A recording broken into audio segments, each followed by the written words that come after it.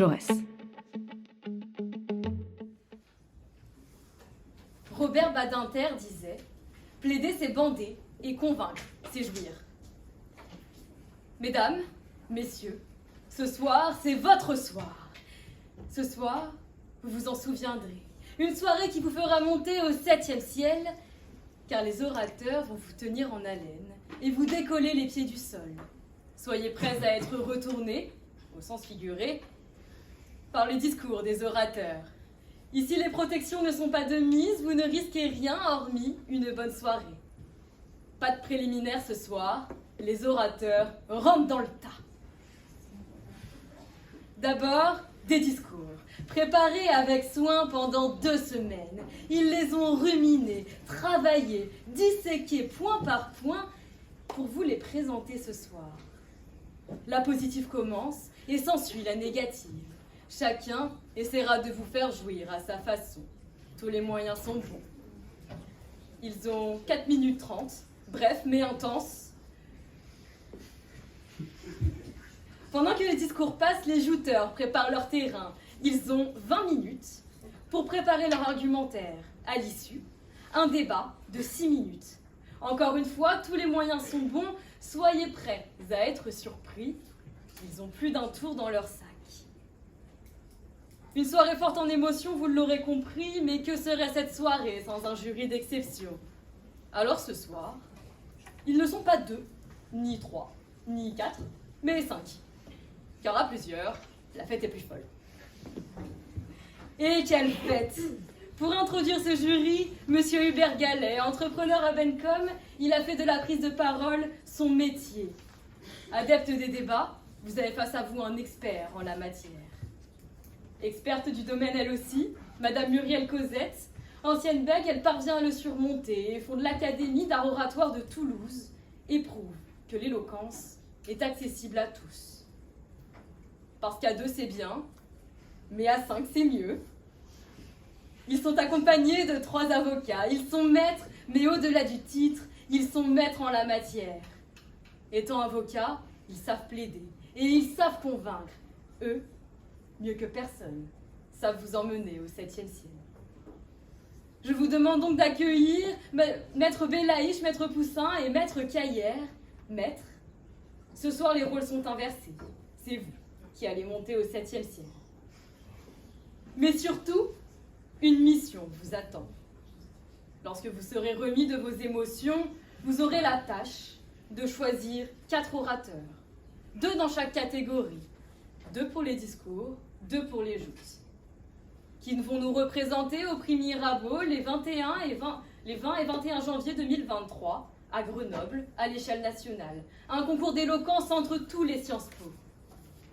Mes chers publics, ne vous sentez pas oubliés. Ce soir, vous n'êtes pas voyeurs, vous êtes acteurs. Vous aussi aurez un titre à désigner, le prix du meilleur orateur. Soyez donc attentifs au moindre frisson, au moindre sourire, à la moindre surprise que vous provoqueront les orateurs. Je vous l'ai dit, ce soir, c'est votre soir. Laissez-les s'occuper de vous, ils pénétreront vos esprits. Bien qu'ils vous laissent bouche bée, merci de rester silencieux et silencieuses pendant les discours et les joutes. Ne les perturbez pas, au risque que leur plaidoirie ne soit pas à son summum et se transforme en demi-molle.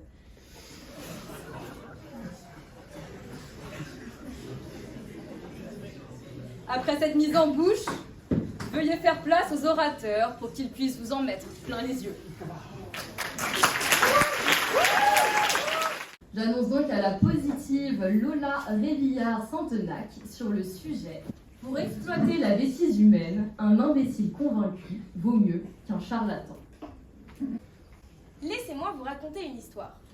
Celle d'un petit homme, avare de reconnaissance et de fidélité, mais toujours prêt à adopter un courant d'idées qui pourrait l'avantager. Ce petit homme, après s'être fait un nom dans le milieu dont il rêvait, décida un beau jour de laisser tomber celui qui l'avait aidé à se hisser au sommet.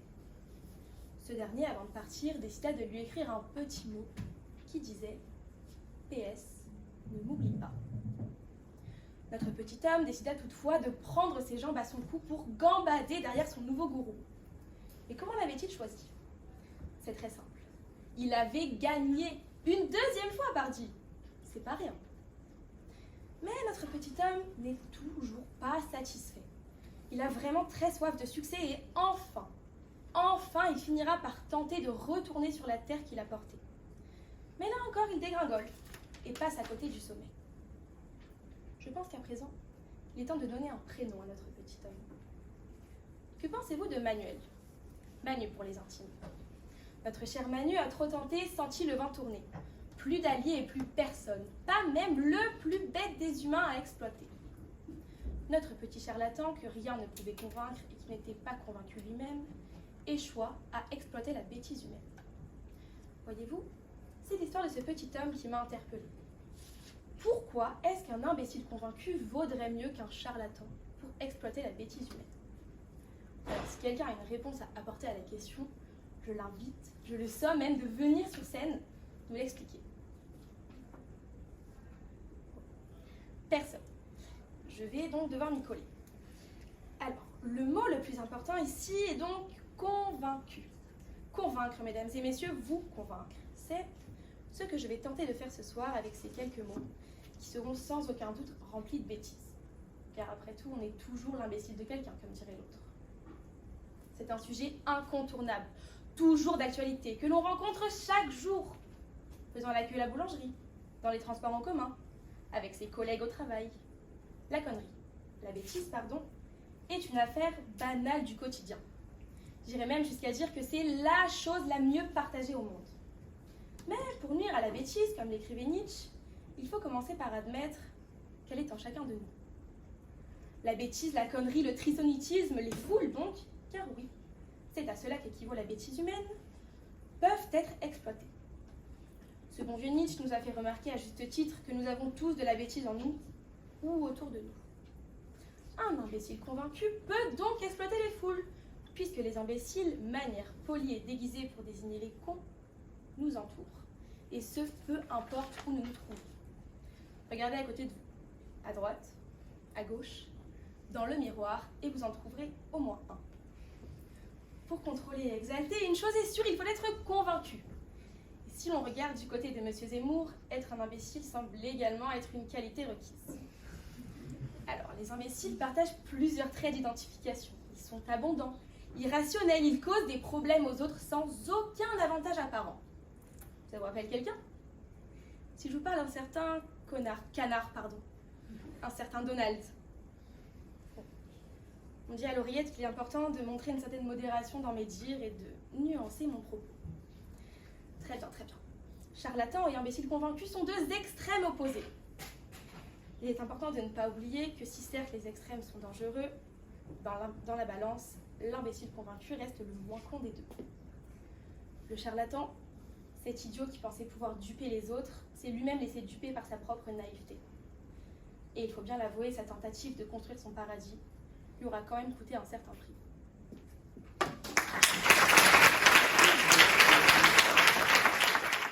À la négative sur le sujet, pour exploiter la bêtise humaine, un imbécile convaincu vaut mieux qu'un charlatan, Madame Jade Rossoni. Pour exploiter la bêtise humaine, un imbécile convaincu vaut mieux qu'un charlatan. Ce sujet m'a donné énormément de fil à retordre. Pourtant, je pense qu'un charlatan vaut mieux qu'un imbécile convaincu. En lisant ce sujet, chacun de nous se demande ce qu'est un imbécile convaincu et ce qu'est un charlatan. Pourtant, dans les deux cas, je suis persuadée que vous en connaissez tous.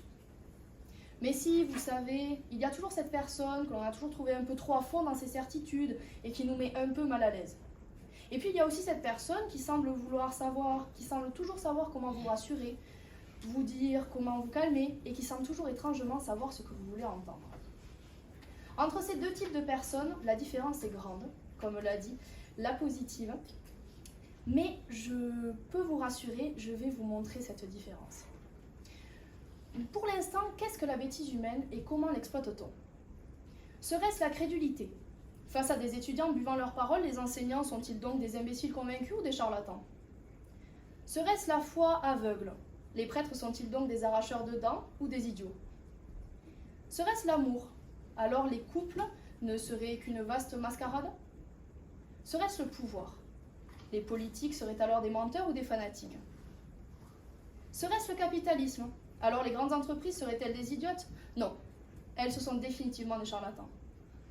Et si la bêtise humaine n'était alors qu'un besoin intrinsèque d'être rassurée, que ce soit sur les mystères de notre monde, encore incompris, sur les choses inexpliquées, encore inexplicables. L'espèce humaine a fait un bon nombre de bêtises, des bêtises que nous continuons de faire. Pourtant, on sait que ce sont des bêtises dont nous avons besoin. Vous voyez où je veux en venir? Je suis navrée, mais nous sommes tous les représentants forcés de cette bêtise humaine, rassurés par des personnages qui savent rassurer. Ainsi, je maintiens qu'un imbécile convaincu ne fait pas l'affaire comme exploitant de la bêtise humaine. Il faut être un charlatan et un bon, un arracheur de dents, un vendeur de remèdes itinérants pour réellement avoir du pouvoir sur les gens. En effet, les imbéciles convaincus ne sont que d'autres représentants de cette bêtise humaine en cela qu'ils sont imbéciles. Mais ils ont quelque chose de plus, ils sont convaincus. Souvent dans notre société, ces gens font le plus de bruit, dispensent le plus de jugements et finalement, il faut bien se l'avouer, font peur par leurs convictions imbéciles aux autres représentants de la bêtise humaine. Alors oui, cette catégorie, les imbéciles convaincus, vont pouvoir exploiter la majorité de la population, mais seulement un temps, jusqu'à ce qu'un charlatan digne de ce nom arrive et offre aux gens ce dont ils ont réellement besoin, être rassurés. L'esprit humain est à la fois méfiant et paresseux. La plupart, avant de rencontrer un charlatan, seront soumis à l'imbécile convaincu qui effraie par ses convictions et propose une situation confortable de dictature d'idées. Plus besoin de penser, juste baisser la tête et suivre celui qui est sûr, car personne ne l'est sûr. Le but du charlatan, lui, est de susciter la confiance.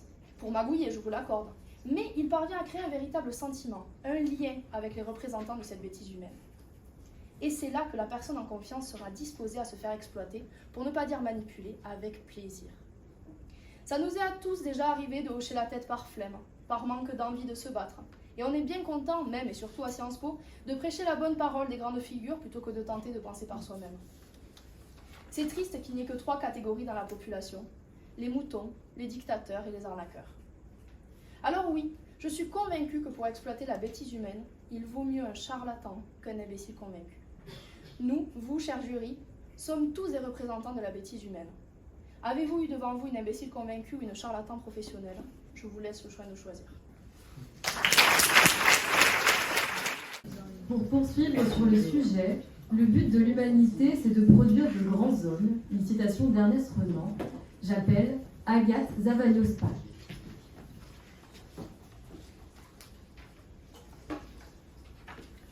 À en croire les infos incessantes, l'homme n'est pas le véritable moteur de son histoire. En effet, lorsqu'ils sont néfastes, le cours des événements s'apparente à un phénomène naturel imprévisible. Nous ne pouvons rien faire, sinon fuir. Mais n'est-ce pas rabaisser l'homme que de penser qu'il est un jouet de conditions socio-économiques et politiques? Car le sens de l'histoire n'existe pas a priori. Il n'est que suspense dans les actions concrètes de l'homme.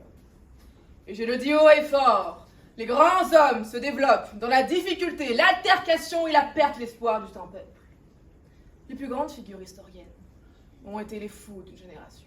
Ils avaient en eux la floire d'un espoir capable de soulever des montagnes. Si Simone Veil n'avait pas connu l'horreur des camps de concentration, elle ne serait pas battue toute sa vie durant contre le négationnisme de son époque. Si Martin Luther King avait grandi dans un pays avec l'égalité des peuples, il n'aurait pas eu un rêve et par conséquent ne serait pas battu pour les droits civiques de son pays. Et enfin, si le deuxième sexe n'avait pas été opprimé toute sa vie, nous n'aurions pas vu naître de grandes femmes capables d'en changer son destin. C'est parce que le monde va mal, messieurs, dames, que les grands hommes naissent. Mais si l'histoire définit les sociétés contemporaines, elle ne définit en rien nos actions. Karl Marx l'avait bien compris. Si les hommes sont les produits des circonstances, affirme-t-il, il ne convient de ne pas oublier que ce sont précisément les hommes qui transforment ces circonstances. Car ce sont en effet les actes libres qui déterminent les hommes et les nations. Alors oui, messieurs, dames, ce soir, je refuse de croire ceux qui pensent que l'homme n'est qu'un objet ballotté par les sourceaux de l'histoire. Non, non, je crois foncièrement que l'homme a les moyens de changer son destin, comme l'illustre si bien la chute du mur de Berlin. L'homme reste donc une force de production de l'histoire et ses actions, une force historique de transformation. Il est donc à la fois son produit, mais surtout son producteur. Comme disait notre cher Sartre, l'essentiel n'est pas ce qu'on a fait de l'homme, mais ce qu'il fait de ce qu'on a fait de lui. Car si la situation est indépendante de la volonté des individus, leur action, elle, en dépend inlassablement. Les grands hommes sont donc les agents d'un devenir qui est le leur, et l'histoire, la réalisation d'une œuvre dont ils deviennent responsables. Cette conception volontariste de Machiavel n'est ni illusoire ni utopique. Non, messieurs, dames. Elle est l'horizon de liberté essentiel à cette humanité pour qu'elle ne tombe pas dans l'abîme du désarroi et de la peur. La fatalité n'est que la résignation, une emmurée vivante de l'inaction. Et puis merde. Cessons de parler de culture générale. Car ce qui nous réunit ce soir, c'est notre humanité. Alors oui, je refuse ce soir, messieurs, dames, de donner raison à cette opposition qui pense que l'humanité n'est que noirceur alors qu'elle n'a été que résilience et espoir tout au long de son histoire. Qu'il est obsolète ce temps du mythe des héros sous le prisme de Prométhée ou de l'adage Virus illustrus Romae. Non, messieurs, dames. Non, ce soir, une nouvelle conception des grands hommes est arrivée. Elle est novatrice, pétillante. Mais me diriez-vous, où la trouve-t-on? Moi, je le sais. Je les vois. Ils m'inspirent. Chaque jour, je croise leur chemin, de près ou de loin. Et ce soir, ils sont en face de moi.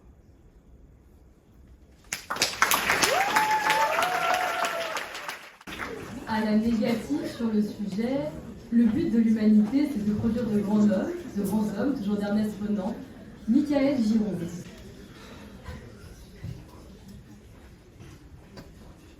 Je vous regarde et je vous méprise. Vous me regardez et vous m'admirez, car vous avez face à vous un grand homme.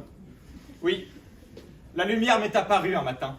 Alors, je me dois de l'avouer devant vous, j'ai eu cet éclair de génie que seuls les grands hommes peuvent avoir.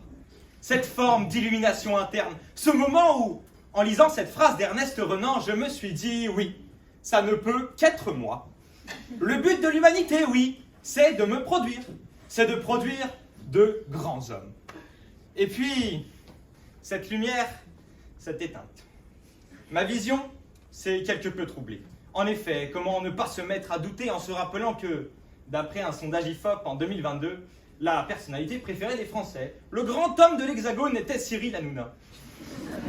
Je me suis dit que cette vision, cette lumière qui m'était apparue un matin, n'était en fait qu'une hallucination causée par le peu d'heures de sommeil avec lequel je vis, avec lequel vit tout grand homme. Mais non, la lumière s'était bien éteinte. Ma petite papillote et son message secret, plus on s'élève et plus dure sera la chute, se chargèrent de mettre fin aux doux rêves. J'étais désormais seul, confronté à la réalité. Même si j'en avais rêvé, l'humanité n'avait pas pour but de me produire, n'avait pas pour but de produire de grands hommes. Et moi, je n'étais même pas un grand homme. Et vous, plongés dans la douce mélodie de la modestie, peu nombreux sont ceux ici qui affirmeront vouloir être grands. Il y a ceux, dans une insolence insupportable, d'une audace inéluctable, qui crieront haut et fort que grand. Ils le sont déjà. Il y a ceux, dans un silence coupable, de leur position confortable, qui chuchoteront tout bas, vouloir rester là. Produire de grands hommes, encore mieux, être ces grands hommes, là est leur but, là est votre but, car timide ou arrogant, vous voulez devenir grand. Votre but, cher auditoire, est de devenir un grand homme, une grande femme, si vous ne l'êtes pas déjà. Cette volonté transpire chez vous. Je l'aperçois dans vos regards, dans vos postures. Nombreux sont ceux parmi vous qui veulent devenir ce grand héros qui sauvera le monde du péril climatique. Nombreux sont ceux voulant devenir ce grand être humain qui éradiquera la faim dans le monde. Nombreuses sont celles aussi, ici, dans cette salle, qui aspirent à devenir la première femme présidente de la République française. Mais pour suivre cette quête de grandeur, à votre plus grand désespoir, c'est votre envie, pas celle de l'humanité. Allumez-la donc chez vous aussi, cette lumière, cet éclair, ce rayon de soleil. Qui des grands hommes ayant marqué l'histoire peuvent prétendre avoir accompli le but de l'humanité? Staline, Napoléon, César? Qui des grands hommes d'aujourd'hui peuvent prétendre être le résultat d'une quête collective, d'un aboutissement de l'humanité? Poutine peut-être, ou son voisin Xi Jinping. Cyril Hanouna? Non. Des centaines de milliers d'années d'existence de l'être humain pour que notre messie à tous soit Cyril Hanouna? Allons, Ne faisons pas fausse route. L'humanité n'a pas pour but de produire ces hommes. Alors, de par ma très très grande humilité de tout petit homme, je n'oserais vous donner un but à l'humanité. Aucun d'entre nous peut prétendre cela. Le seul pouvoir que nous détenons, il est de réfuter ces fausses théories. Il est de renvoyer dans les bas-fonds ceux qui prétendent pouvoir donner un but à l'humanité. Il est de sortir de nos pensées cette idée qui prétend dicter la marche que nous, hommes et femmes de la planète bleue, devrions suivre. Les grands hommes, les prestigieux, les valeureux, les notables, les élites, les génies, ça n'est pas pour eux que l'on agit. Ça n'est pas pour eux que l'on bâtit. Là est la réalité, mes chers amis. Là est la liberté, là est la lumière. Là est les chemins des possibles pour les petits êtres que nous sommes. Si l'humain, en soi, vous ou moi, parfois poursuit un but, la réponse est oui. À l'évidence que cet objectif soit temporaire ou permanent. Si l'humanité poursuit un but, la réponse est non.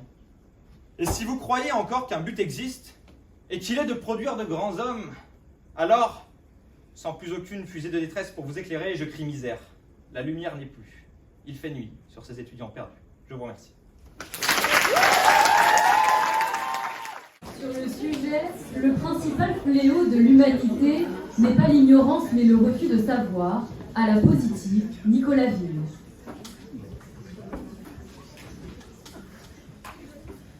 Le principal fléau de l'humanité n'est pas l'ignorance, mais le refus de savoir, disait Simone de Beauvoir.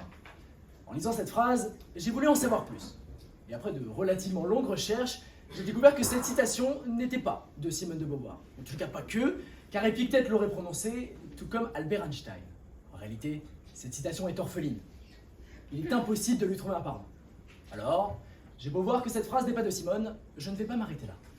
Car comme l'ignorance ne semble pas être le principal fléau de l'humanité, j'accepte de ne pas savoir, et je refuse d'en rester là. Vous savez, ce n'est pas grave d'être ignorant. Regardez-vous, regardez-moi. Nous sommes tous ignorants. Ce que je sais, c'est que je ne sais rien, disait d'ailleurs Simone de Beauvoir. Ou peut-être Socrate, enfin bon, je sais plus. Ce n'est pas grave d'être ignorant. Ce qui est grave, c'est de consentir à le rester. Mais qui donc refuse le savoir? Eh bien, tout le monde. Tout le monde refuse le savoir. Avez-vous vu ces gens? Vous les avez vus, ces gens-là. Ces gens qui pensent encore que la Terre est plate alors qu'on n'a jamais vu quelqu'un chuter du bout du monde. Ces gens qui pensent qu'on injecte des puces 5G grâce au vaccin, alors que même avec 3 doses, j'ai pas la 4G. Ces gens qui pensent que les Parisiens font la gueule, alors que c'est juste les provinciaux qui sourient trop. Ces gens qui pensent, mais qui refusent de savoir. Il est là le mal, le fléau de l'humanité. Se refuser au savoir est bien pire que d'être ignorant. Être ignorant se corrige. Refuser le savoir est pathologique. L'ignorance, à bien des égards, est un fléau pour l'humanité. Car sans la connaissance, l'homme est prisonnier de son existence, il est incapable de contrôler le réel et de contrôler la nature également. Pourtant, l'ignorance ne peut être le principal fléau de l'humanité pour la simple et bonne raison que l'ignorant a toujours des excuses. Nous n'avons pas tous, sur cette planète, le même accès à la connaissance. Tandis que nous, humains, sommes tous dotés des mêmes capacités. Et c'est en cela que le principal fléau de l'humanité est le refus de savoir. Il touche tout le monde, de l'Européen bien loti au Nigérien coupé du monde. Car ce fléau fait partie de nous, comme l'amour, la haine ou le chagrin. Et à l'origine de ce mal, une tendance proprement humaine. Je veux vous parler de cette attitude contraire à la vie, de cette mauvaise fée du monde, comme disait Jacques Brel. Je veux bien sûr vous parler de la paresse. Ah! Combien d'hommes et de femmes ont accès à la connaissance, mais refusent de la saisir pour à la place rester plantés devant leur téléphone, hypnotisés par des vidéos aussi inintéressantes les unes que les autres. Cette malédiction, contre qui nous devons lutter chaque jour, prend parfois l'avantage et signe notre défaite. Tous ces moments où nous préférons nous plaire dans la larve attitude au détriment de la recherche du savoir sont les expressions de ce mal universel. J'aimerais maintenant aborder la question sur un autre angle. Il y a plus grave que de refuser le savoir par paresse, il y a refuser le savoir par déni. Nous avons tous des croyances, des peurs, des désirs, mais jamais tous ces élans personnels ne doivent se substituer à la connaissance. Et pourtant, combien de personnes ont refusé la réalité pour ne pas contredire les textes sacrés? Je n'ai nul besoin de rappeler l'affaire Galilée. Combien de personnes ont, par haine des autres, cru à une hiérarchie entre les êtres humains? Je n'ai nul besoin de rappeler l'affaire Adolphe. Et aujourd'hui, combien de personnes vivent dans un déni constant d'une réalité qui nous guette un peu plus chaque jour? La vie se meurt, nous la regardons périr, et nous ne faisons rien. C'est en cela qu'apparaît le fléau de l'humanité, celui qu'on ne peut ni nier, ni refuser. La réalité est accessible, et nous ne l'acceptons pas. Car oui, la réalité, il faut la voir comme elle est. Ne pas détourner le regard. La réalité, il faut l'embrasser, l'accepter, la croquer, la prendre en pleine face, même si ça fait mal, et même si ça fait peur. En somme, c'est toutes ces choses qui font du refus de savoir le fléau de notre existence. Il est la racine de nos maux et la cause de notre immobilisme. Car même si vous refusez de le savoir, vous ne pouvez refuser la réalité. Je vous remercie. Sur le sujet, le principal fléau de l'humanité, ce n'est pas l'ignorance mais le refus de savoir, Antoine Poitras à la négative.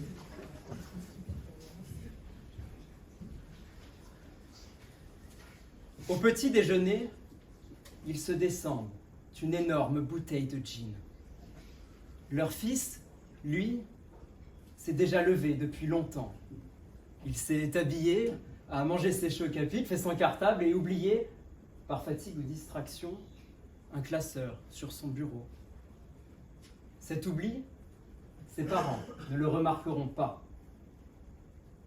Depuis quelque temps, ils ne remarquent plus grand-chose, car ils s'enivrent.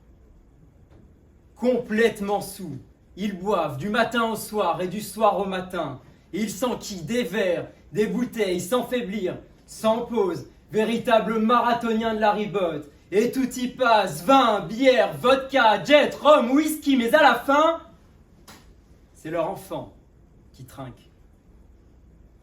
Leur enfant qui, chaque matin, part seul à l'école, quitte la maison lorsque tout est gris dehors, qu'il a froid, qu'il relève son col comme d'habitude.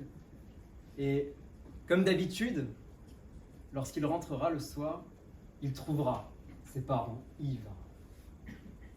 Il sera tôt et pourtant déjà si tard. Désemparé, il ne fera pas ses devoirs. Ses parents ne l'aideront pas, pourquoi l'aideraient-ils? Eux qui ne l'ont jamais aidé, eux qui ne lui ont jamais rien appris, eux qui ne lui ont jamais rien montré. Il grandit et, autour de lui, se dressent les barreaux d'une prison invisible. L'ignorance, il ne sait même pas ce que c'est. Alors, mon cher contradicteur, le fléau de l'humanité, ça n'est pas que certains refusent le savoir, c'est que d'autres n'y aient jamais accès. Refuser de savoir, c'est être déjà libre de refuser ce savoir. Or, sommes-nous toujours libres face au savoir? Eh bien non. Non, Sartre, non, l'homme n'est pas condamné à être libre, il est condamné, tout court, et les peines ne sont les mêmes pour personne. Les mots, Sartre, tout le monde ne les a pas. Coincés dans un huis clos, certains n'ont plus que la nausée comme repas. Et tu as beau voir de travers, tu entends bien, il me semble. Alors écoute ce vers. La liberté commence où l'ignorance finit. Oui, Hugo l'avait bien compris, que l'ignorant devient malgré lui le jouet des hommes et d'un destin qui ne lui appartient pas. Alors, on se jouera de lui, et les jours suivront les jours, et les problèmes succéderont aux problèmes. Ce sera de la faute à personne et il en voudra à tout le monde. Il sera pourtant plein de bonne volonté pour entrer dans la ronde. Il voudra chanter, danser, rire, aimer, mais restera prisonnier de son ignorance. Prisonnier toute sa vie de cette petite chose en moins qui le conduira toute sa vie à commettre le mal en voulant faire le bien. Ce ne sera pas de la méchanceté, bien sûr, car on ne naît pas méchant, on le devient par ignorance. Prenez par exemple votre vieil oncle en bout de table, il n'est pas méchant, il est simplement ignorant. Cet élève dissipé au fond de la classe en 6e, il n'est pas méchant, il est simplement ignorant. Votre ami en école de commerce, il n'est pas méchant, il est simplement de droite. Alors, oui, l'ignorance mène aux préjugés, et cela même alors qu'il n'a rien refusé. Il n'a pas renvoyé son assiette, non, car son assiette est vide. Et lorsque l'assiette est vide, elle se remplit de haine, de jalousie, de ressentiment. Un cocktail explosif contre le discernement. Alors, on se détournera de lui. Et de la fable de sa vie, l'on retiendra cette morale. L'ignorance ne laisse aucun dilemme aux prisonniers. C'est pour cela qu'elle est et restera le pire fléau de l'humanité.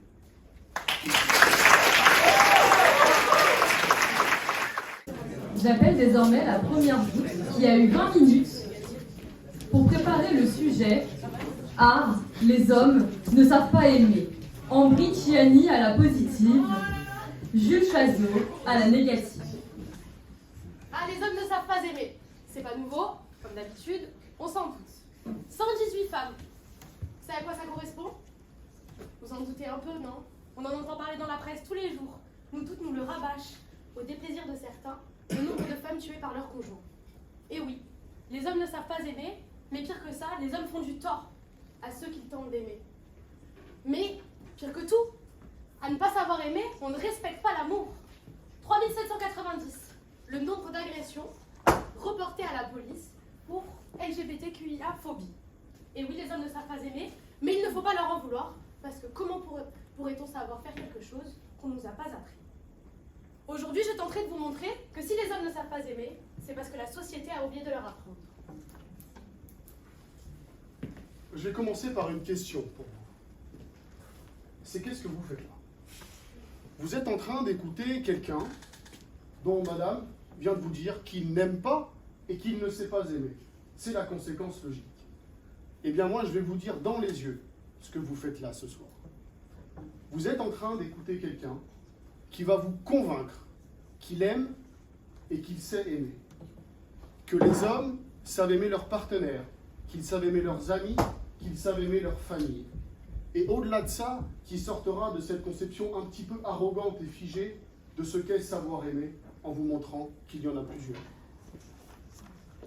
Vous me dites que les hommes savent aimer, que ce soit partenaire, bien aimé ou simplement ami. Absolument. Avez-vous des arguments? Oui, tout à fait. Je vous écoute. Contrairement à vous.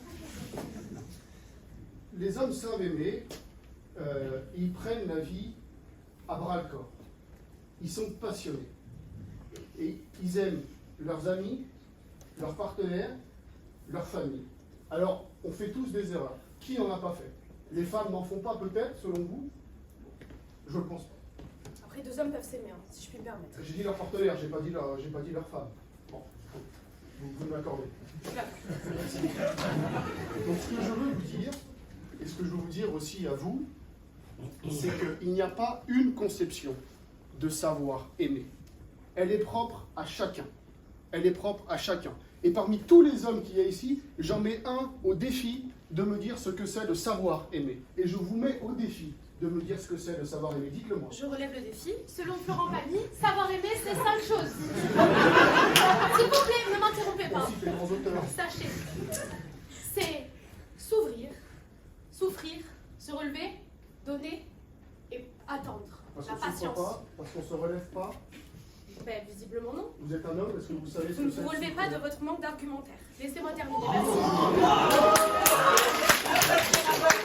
Je continuerai à vous dire que, malgré tout, les hommes font des erreurs.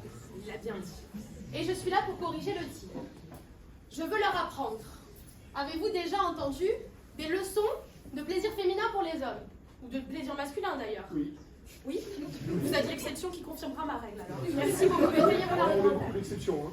Je continuerai, merci de ne pas m'interrompre.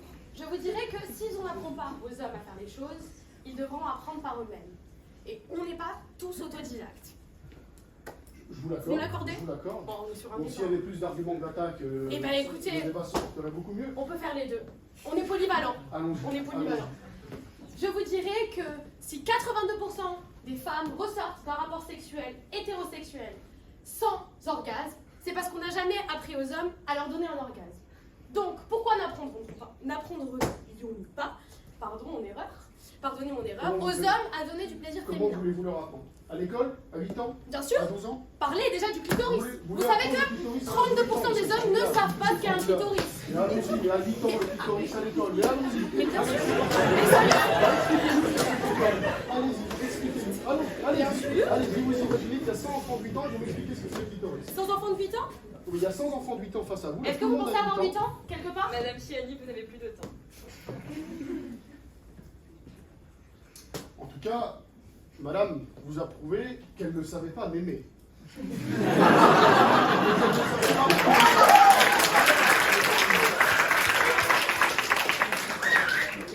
savez pas aimer l'argumentation non plus. Et les hommes, quoi que vous en disiez, moi je ne vous parle pas de chiffres, je me noie pas dans les chiffres. plus de temps. Monsieur ne vous parlera pas de chiffres. Je lui donne raison, je n'ai pas su l'aimer. Mais si les hommes ne savent pas aimer, ça ne veut pas dire que les femmes non plus. Et oui, moi non plus je ne sais pas aimer. Vous l'avez très bien démontré. Et j'apprendrai, comme les hommes devraient apprendre. Toute chose doit s'apprendre, monsieur. Merci madame la professeure. Avec plaisir. J'espère ce soir, en tout cas, vous avoir convaincu de deux choses. Que j'ai su vous aimer, en vous donnant du plaisir, ou même peut-être un peu plus, après la phrase de Robert Badinter. Et j'espère aussi avoir su vous convaincre. Vous convaincre que les hommes savaient aimer. Et vous convaincre aussi que le meilleur moyen d'être heureux, c'est de ne pas avoir une conception figée de ce que c'est de savoir aimer. Chacun a sa conception. Et si vous voulez demain aimer quelqu'un et recevoir son amour, n'ayez pas cette conception figée de ce que c'est de savoir aimer.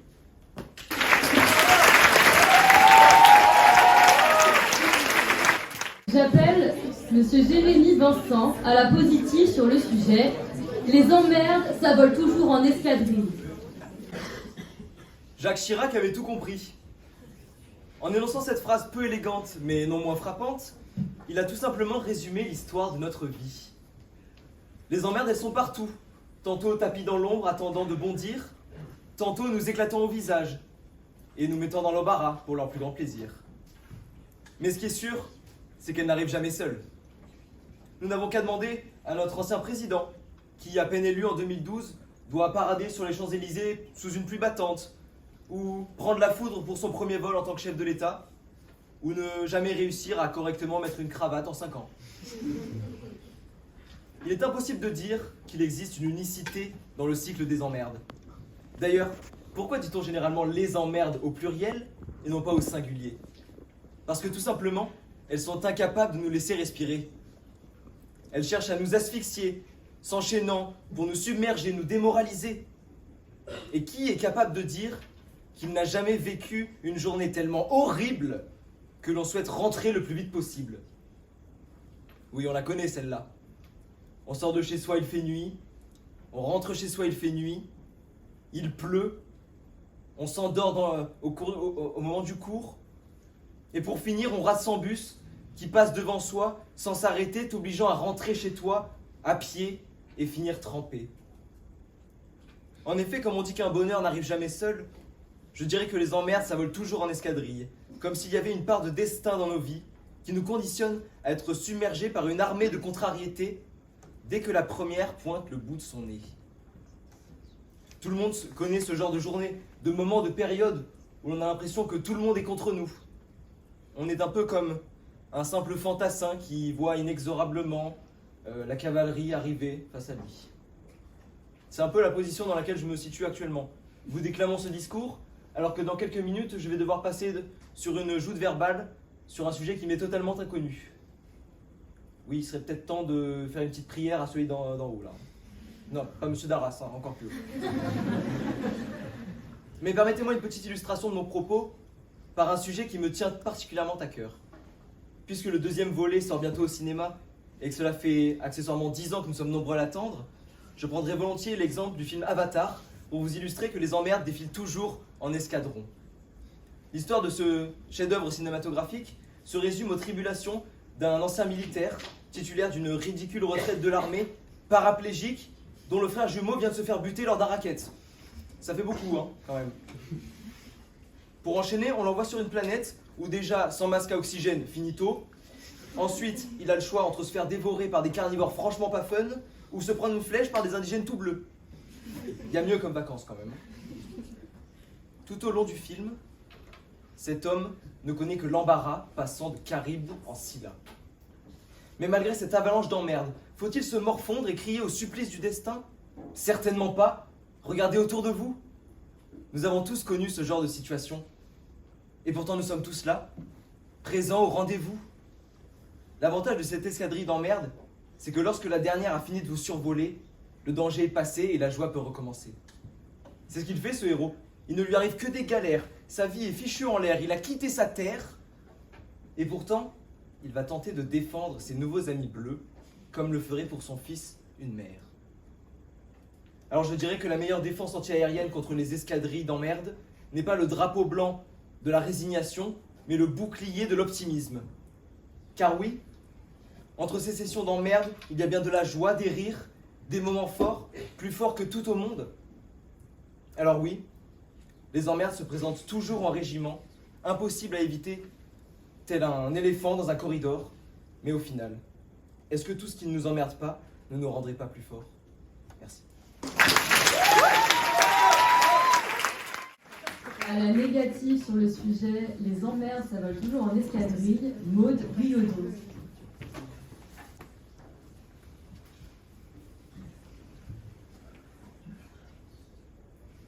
Emmerde. Situation ou affaire délicate qui provoque de l'inquiétude, de l'angoisse ou de la contrariété. Cette définition peut paraître très simple. Seulement 14 mots pour désigner quelque chose déjà bien connu de tous. Familier même. On sait tous en effet ce qu'est une emmerde. On en a tous déjà vécu. On se lève un matin en découvrant qu'on a nos règles, ou qu'un bouton est apparu sur le coin de notre front. On fait tomber la tartine du côté du Nutella, ou bien on fait tomber tout le pot de chocolat. On se brûle la langue en buvant notre café, ou on entend son réveil sonner, pour aller en amphi toute la matinée. Plus universel encore. On se lève le matin de nos partiels en n'ayant pas dormi de la nuit à cause du stress. Ou peut-être à cause des révisions qu'on a repoussées le plus possible par paresse. Chirac, de sa plume délicate, a dit un jour que les emmerdes, ça volait toujours en escadrille. Si on part de ce principe, alors les emmerdes arriveraient en groupe, bien ordonnés, comme on pourrait l'imaginer de l'armée. Seulement, qui a déjà vu un cortège ordonné d'emmerdes? Voilà ce que font les emmerdes. Elles nous tombent dessus, elles nous frappent bien fort, là où ça fait mal. Ou pas. Elles peuvent aussi arriver doucement, en calculant bien leur avènement. Et, en sournoises qu'elles sont, simplement faire leur apparition. Ah, mes amis, mes amours, mes emmerdes, je vous aime, tous. Les amis seront toujours là pour nous. J'ai réussi, et c'est une de mes plus grandes fiertés, à savoir m'entourer et à trouver les meilleurs amis auxquels j'aurais pu rêver. L'amour, c'est un des plus beaux sentiments. C'est enivrant et étonnant et jouissant. Mais les emmerdes, c'est plus délicat. C'est un agrégat de tracas, une accumulation de préoccupations, un empilement de désagréments. Chaque petite contrariété peut nous amener à les détester.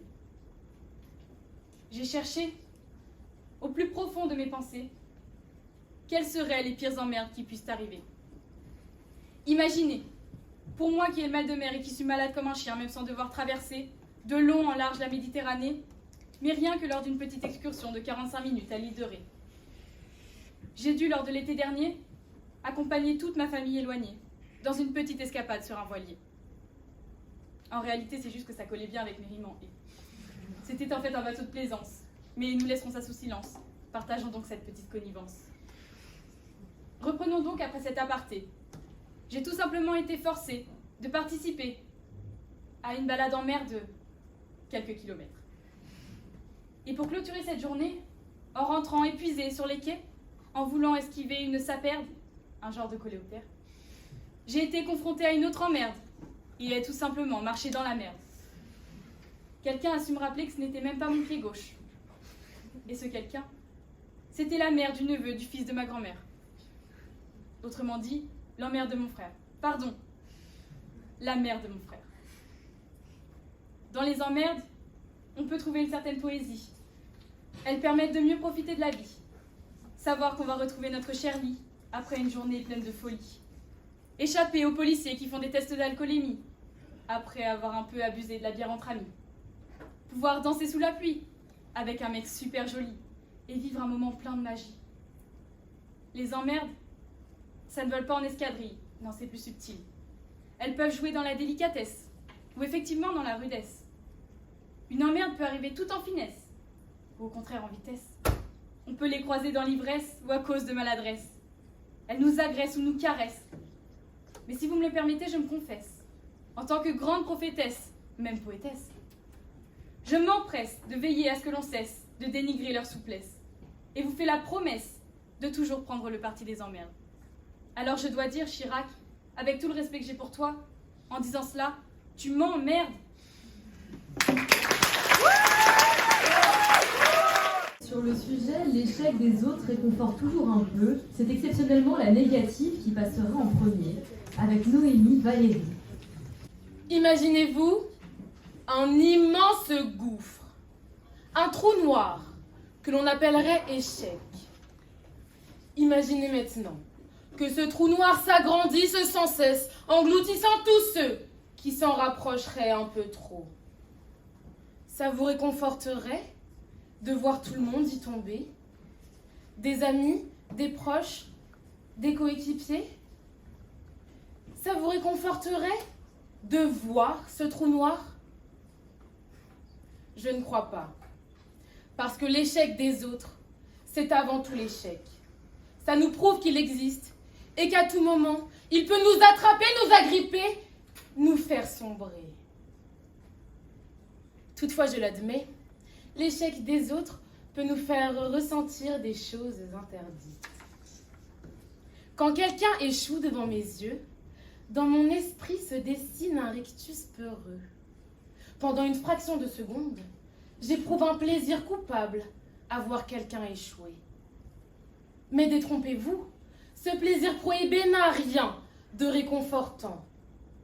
Le réconfort, c'est ce qui donne du courage, de l'espoir, la force d'aller de l'avant. Là, il s'agit d'autre chose. Une chose qui ne me donne ni bravoure ni optimisme. Seulement une raison de plus qui fait que dans le miroir, je ne veux plus me voir. Voir quelqu'un faillir me provoque un plaisir infime. Et alors là, panique! D'abord je m'étonne, plus rapidement je m'affole, mes pensées m'assomment. Suis-je hypocrite? Ou même sadique? Et enfin je comprends. Voir cet homme se tromper a aidé mon ego à vivre un jour de plus. Un jour de plus durant lequel mon moi se sent lui-même, où son image est la plus belle. Mais quelle répugnance! Prenant conscience de mon incompétence, je plonge dans la malveillance. C'est un cercle vicieux. L'échec des autres nous procure un infime plaisir qui mène inexorablement au dégoût. Vous savez, cette répulsion que l'on éprouve envers nous-mêmes, parce qu'on se déteste d'être envieux, d'être jaloux de ceux qui réussissent. Et ce dégoût, il démotive. Effaçant tous nos succès, il nous pousse à abandonner cette confiance qui nous habite quand on veut réussir. Finalement, il nous pousse à échouer. L'échec des autres, c'est donc aussi notre échec. Leur infortune fait naître notre mal-être, ne nous rappelant que trop bien qu'à leur place, on aurait échoué aussi. Mais moi, je veux pas échouer. J'ai peur d'échouer. Devant vous, j'ai peur d'oublier mon texte, de perdre mes mots, de bégayer. Parce que je sais que ça peut arriver. Parce que j'en ai vu des oratrices et des orateurs qui, devant la foule, ont pris peur. L'échec des autres n'a donc rien de réconfortant. Il nous fait simplement intérioriser la peur d'échouer.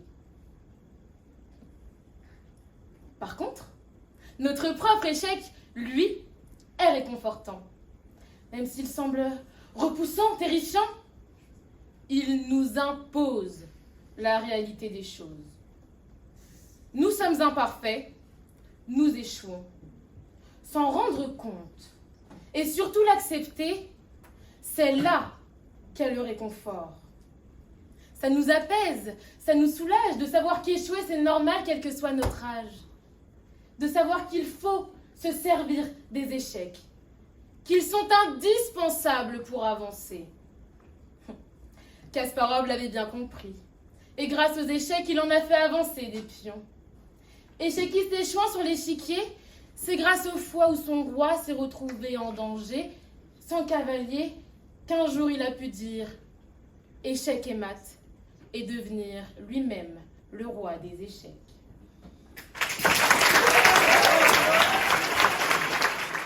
Toujours sur le sujet, l'échec des autres réconforte toujours un peu à la positive Mathias Ruiz. Ce soir, c'est un discours sincère que je veux vous chanter. Un discours qui s'adresse aux misérables, ceux qui ne sont ni en échec, ni victorieux, et qui préfèrent se réjouir de l'échec des autres plutôt que de jalouser ceux qui sont heureux. Je m'adresse à ceux qui sont trop lâches pour supporter que la critique soit aisée quand l'art est difficile. Dans les rues de ma ville, l'autre jour je me baladais. J'ai recroisé cette fille de mon ancien lycée. Cela faisait longtemps que je ne l'avais pas vue. Elle était toujours aussi belle, j'étais un peu ému.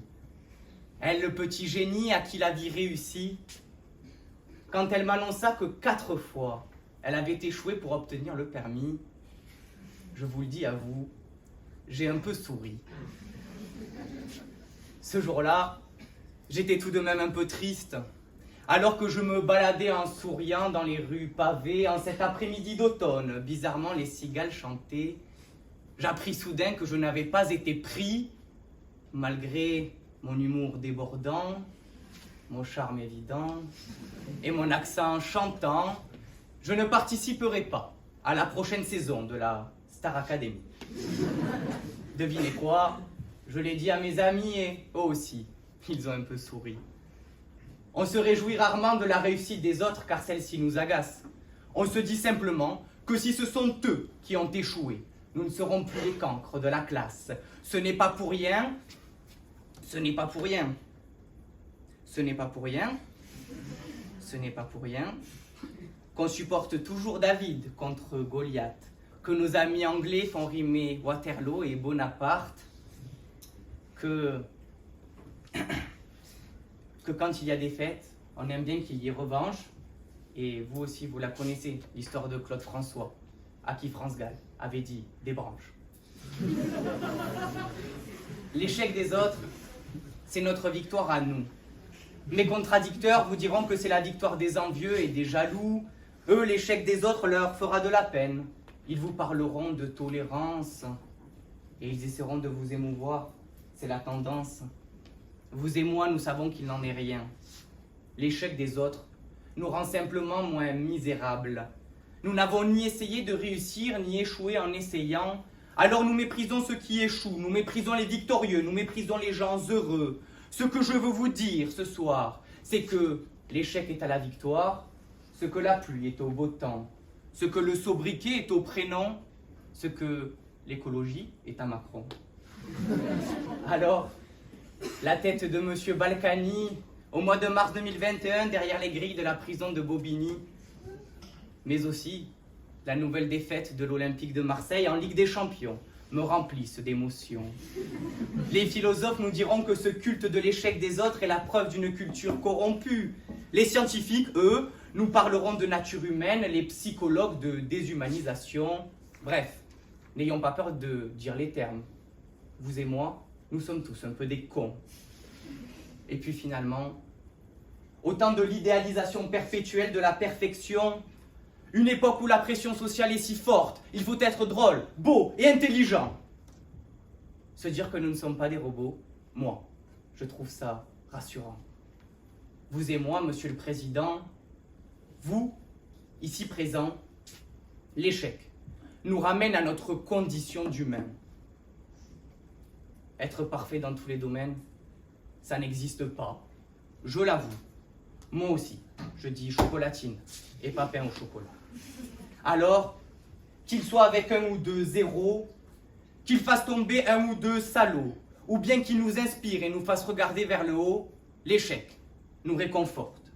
Que vous soyez un pion, un cavalier ou bien un fou, une dame ou un roi en haut de votre tour ou au fond du trou, ne culpabilisez pas de vous réjouir de l'échec des autres sans les tasser des diplomates.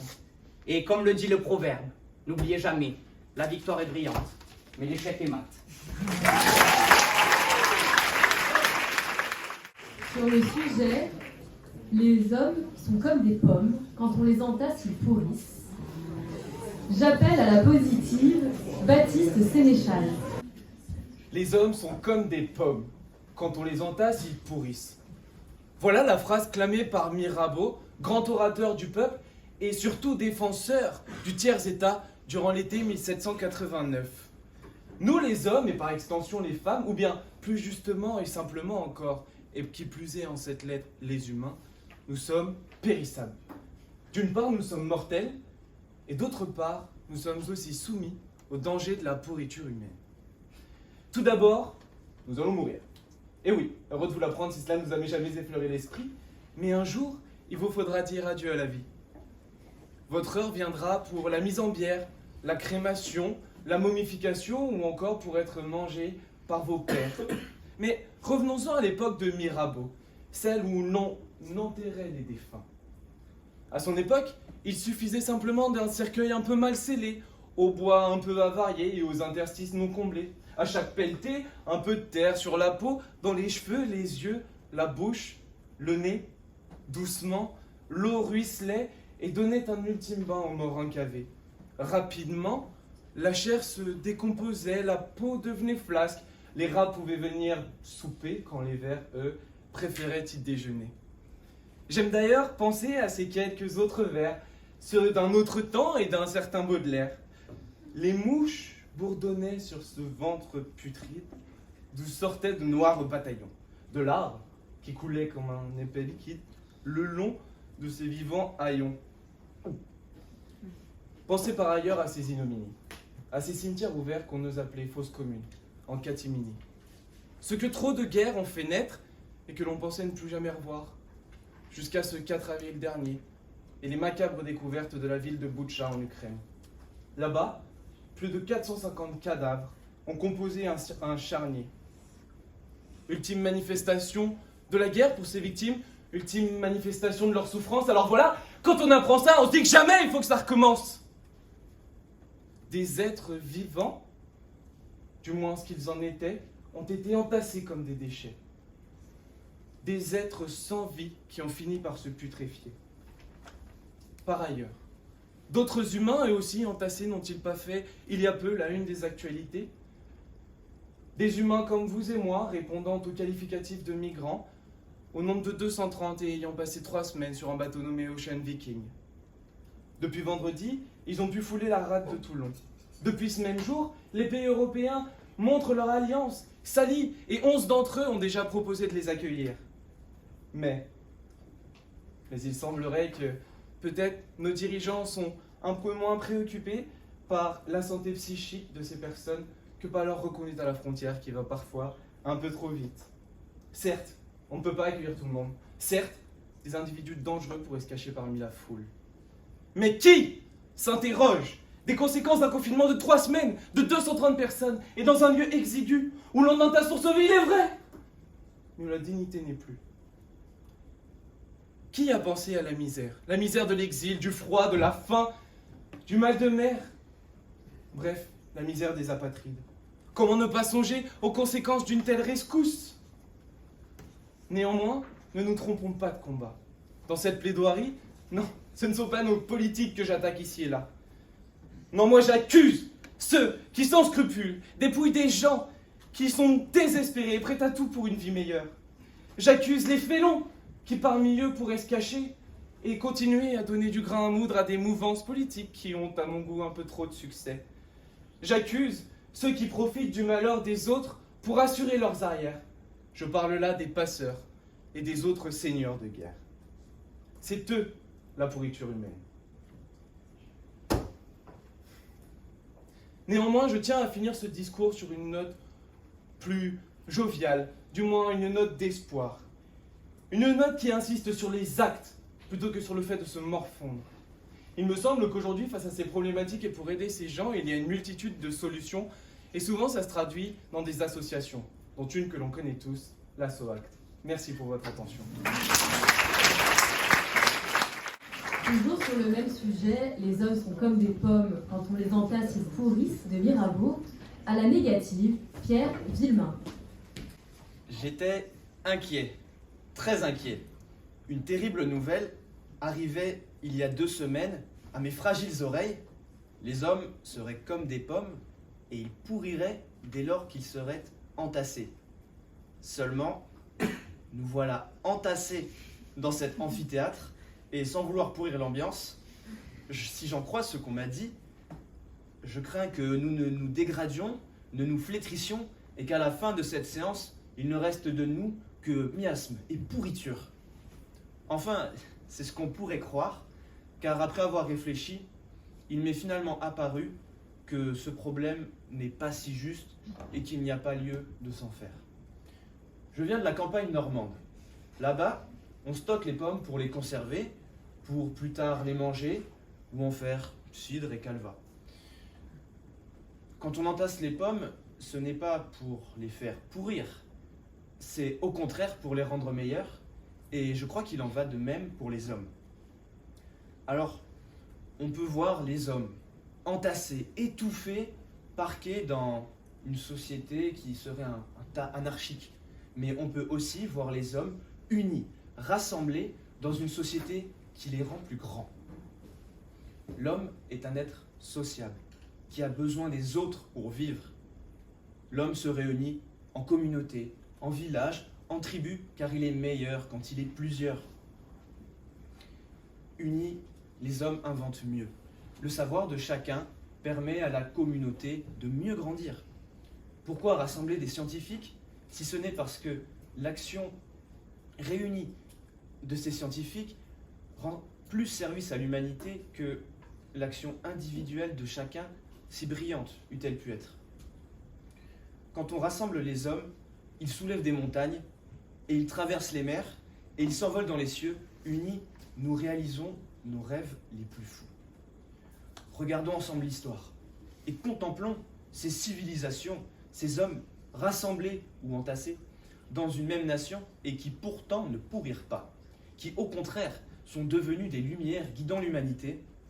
Pensons aux Arabes, aux Grecs, aux Égyptiens, aux Crétois, tant de civilisations brillantes et merveilleuses qui n'auraient vu le jour sans que les hommes se rassemblent et construisent ensemble, s'entassent dans l'ecclésia pour inventer la démocratie, s'entassent dans de colossaux chantiers pour créer les 7 merveilles du monde. Et puis, regardez aujourd'hui, le savoir, la culture sont concentrés dans de grandes villes, de grandes universités, de grandes bibliothèques. On s'entasse dans ces centres d'accès au savoir, ce qui n'a pas pour effet de nous dégrader. Bien au contraire, cette concentration de connaissances permet le foisonnement de ces dites connaissances, des échanges intenses de savoir, de culture, d'art, et j'en passe. Nous ne ressortons pas l'esprit flétri, mais un peu plus aguerri, nous grandissons de cette concentration de savoir et d'humain. Et puis, l'homme est un être sensible et fragile qui a besoin de ses pairs. Leur amour, leur reconnaissance, leur présence rendent notre vie infiniment plus belle, plus douce, passionnante. Rassemblés, nous créons du lien et nous renforçons ce déjà existant. De nouvelles rencontres viennent étoffer notre vie et on se sent plus proche de nos amis. Alors, oui, on peut penser que les hommes entassés dans la misère, dans les prisons, pourrissent, mais contrairement aux pommes, leur destin n'est pas écrit. On peut aider un homme de la rue à changer son quotidien. Les prisonniers peuvent par la suite être réinsérés. Non, l'homme ne pourrit pas, quelle que soit sa condition. Il peut changer, s'élever, parfois peiner, mais son sort ne sera jamais réglé que dans la mort. C'est pourquoi nous voilà ici, rassemblés dans cet amphithéâtre, pour trouver ceux qui de nous seront les meilleurs orateurs. Et nous ne pourrissons pas, non. Tous ces beaux discours nous inspirent, nous font réfléchir ou simplement nous divertissent. Les hommes ne sont pas comme des pommes. Quand on les entasse, ils s'embellissent. Sur le sujet, celui qui ne connaît pas l'histoire est condamné à la revivre, de Marx. J'appelle Laura Slimani à la positive. Oui, sans le savoir, la première fois que j'ai pris le métro sur Toulouse, je l'ai pris un jour de canicule. Je ne pouvais pas savoir que j'allais condamner mon odorat. Oui, sans le savoir, la première fois que j'ai rendu une copie en droit constitutionnel, j'ai mis un verbe conjugué dans un titre. Je ne pouvais pas savoir que j'allais saper ma moyenne de TD sur le semestre.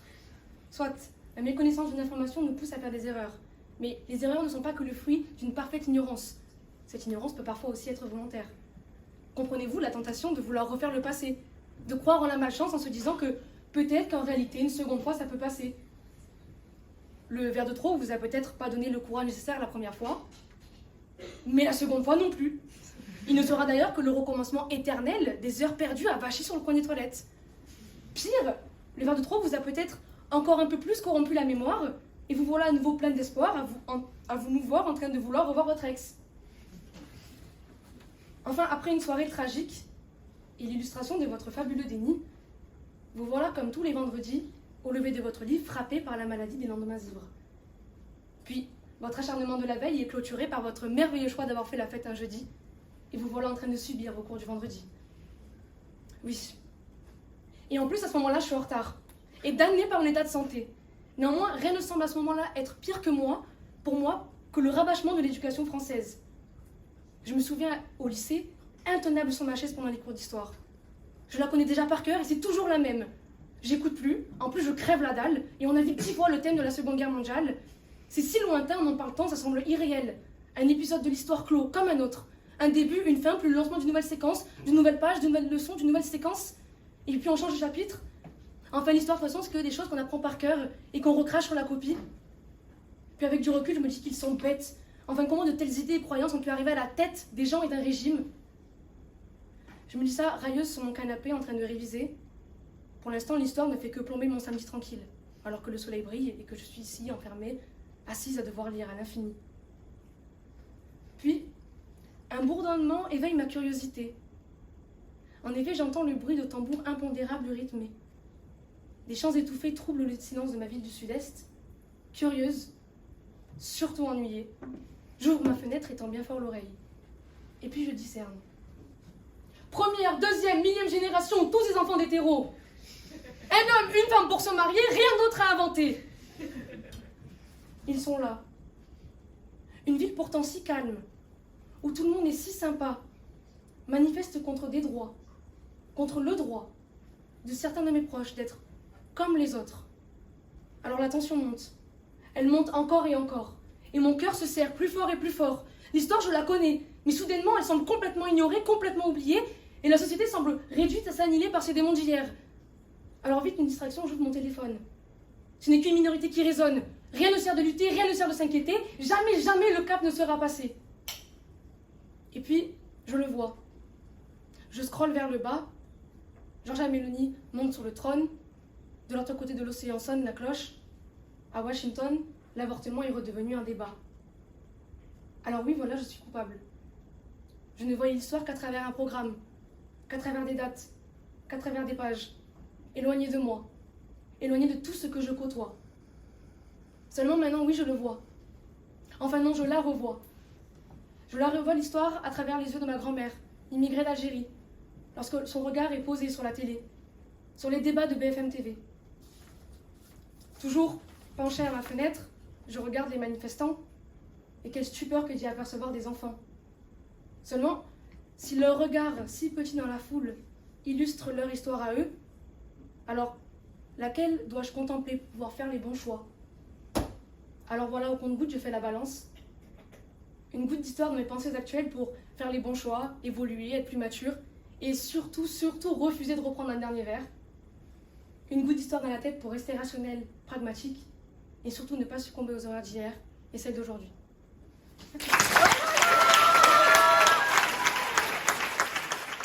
Désormais, une joute. Et j'appelle Noémie Valérie ainsi que Michael Giron. Noémie Valérie à la positive et Michael Giron à la négative. Sur le sujet, l'avenir n'appartient pas aux hommes. Une citation de Charles de Gaulle. L'avenir, c'est demain. Et demain n'appartient à personne. Si l'avenir nous appartenait, à nous les hommes, notre simple volonté suffirait à régler tous nos problèmes. Prenons le réchauffement climatique par exemple. ce serait déjà derrière nous si l'avenir nous appartenait. Pourtant, aujourd'hui, on se heurte à un plafond de verre. Mais pourquoi? Tout simplement parce qu'on est désunis. Les hommes, en voulant défendre leurs propres intérêts, sont incapables de former un tout. Alors que l'avenir est une chose si vaste, si grande, nous sommes trop petits pour l'influencer. Au contraire, Madame Valérie, l'avenir nous appartient. Alors l'avenir, c'est quoi? C'est la seconde d'après, cette phrase? C'est demain, c'est dans 10 ans, dans 1000 ans. Je pourrais, dans l'avenir, vous parler de SpaceX, de Mars, de toutes ces technologies, même vous promettre qu'un jour, j'aurai un sabre laser entre les mains. Mais moi, l'avenir, je vais vous parler de demain. Je vais vous parler de ce moment où, moi, en tant qu'être humain, vous allez décider de vos vies. L'avenir nous appartient. Et vous aussi, le jury, mon avenir vous appartient un petit peu, car c'est vous qui déciderez si, en janvier, je suis à Grenoble. Mais finalement, oui, l'homme est bien maître de son destin, l'avenir lui appartient. Monsieur, je pense que vous voyez les choses un peu trop petites. Le sujet, ce n'est pas l'avenir des hommes appartient aux hommes, mais l'avenir C'est la définition que vous en donnez de l'avenir. C'est la phrase qui nous a été donnée, monsieur. L'avenir appartient aux hommes. Et je peux décider que c'est l'avenir des hommes. D'accord, si vous voulez, mais moi, je ne vais pas décider de la même chose. Et je pense que quand on parle de l'avenir, on parle de tout ce qui concerne l'avenir, c'est-à-dire les hommes, mais aussi la nature, mais même le système solaire, si on veut, et encore bien d'autres choses que l'on ne connaît pas encore. Comment pouvez-vous dire que les hommes pourraient avoir une quelconque influence sur ça? Il est dommage de voir que vous avez une vision quelque peu refermée de ce qu'est l'avenir, même une vision un petit peu dommage pour parler à des jeunes étudiants. Vous parlez de l'avenir et de l'avenir du système solaire. Je peux en déduire que vous allez nous dire qu'il va s'effondrer dans quelques milliers d'années et que nous allons mourir. Mais c'est dommage de parler de l'avenir en parlant seulement de la mort. Moi, j'ai envie de parler de l'avenir en disant ce que nous allons vivre demain. C'est ça l'avenir aussi. Mais monsieur, je ne parle pas de la mort. Je dis seulement que l'avenir ne nous appartient pas. Peut-être que demain, ou comme vous dites dans 1000 ans, nous serons toujours là, ou peut-être pas. Je dis juste que nous ne pouvons... Oui, mais l'espèce c'est une humaine... certitude, l'avenir appartient à l'homme. Ma mort m'appartient, je ne serai plus là dans 1000 ans.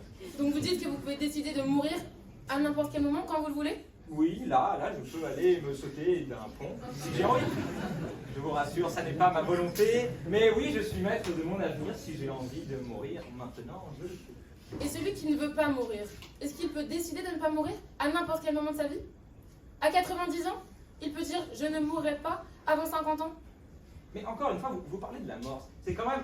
Enfin, c'est quand même quelque chose... C'est vous qui avez amené le sujet, monsieur. C'est quand même... Oui, mais je reprends votre expression sur ça. C'est quand même assez marrant. On est face à des gens. Moi, j'ai envie de leur dire... On va décider de l'avenir, on va décider de quelle bière on va boire en premier ce soir. On va décider de qu'est-ce qu'on va réviser ou pas ce soir. C'est ça l'avenir, c'est la vie, c'est ça le plaisir. C'est pas de se dire que qu'est-ce qui se passera dans 10 000 ans quand nous, on sera de toute façon détruits et que voilà. C'est pas ça l'avenir. Mais pourquoi, selon vous, ne pas avoir d'influence sur l'avenir, ce serait quelque chose de négatif? Justement, je ne sais pas ce qui va se passer demain, ni après-demain, ni dans une semaine. Donc, ça me donne envie de vivre. Mais vous vous trompez. Je ne dis pas que... Enfin, c'est quand même assez marrant, mais... Ouais. Vous nous dites que... je pense qu'il est négatif de ne pas... Je vous dis depuis tout à l'heure que l'avenir de l'homme appartient à l'homme. Et vous me dites que je préconise que nous ne sommes pas maîtres de notre destin. Vous venez finalement de dire ce que vous deviez dire en disant que ça venait de moi, et ça c'est assez dommage. Alors monsieur, dans votre discours, je n'ai pas réellement saisi un seul de vos arguments qui prouvait, avec de la logique, que l'avenir des hommes, enfin que l'avenir tout court, parce que c'est ça le sujet, appartenait aux hommes. Vous revenez souvent sur mes arguments, mais vous n'avez pas montré avec des arguments concrets que c'était réellement le cas.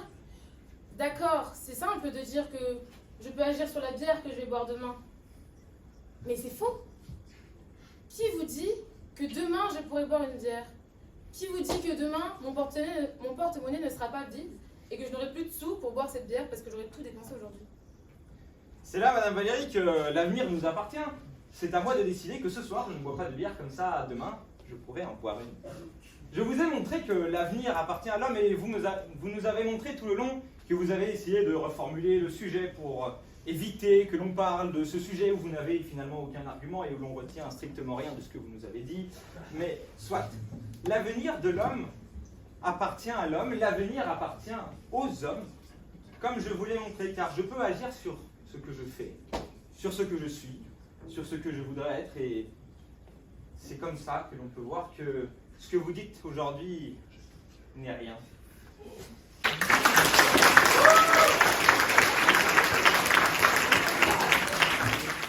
Désormais, un discours.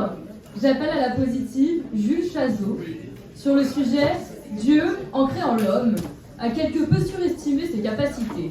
Une citation d'Oscar Wilde. Le 7 avril 2021, dans un moment plutôt propice à hurler ce genre de choses, mon ex-copine s'exclama « Oh mon Dieu, oh mon Dieu, oh mon Dieu !» Ce à quoi j'ai répondu avec l'esprit fin qui me caractérise que dans l'intimité, elle pouvait m'appeler par mon prénom. Et certainement que ce jour-là, en m'élevant au grade très flatteur de Dieu, elle avait quelque peu surestimé mes capacités.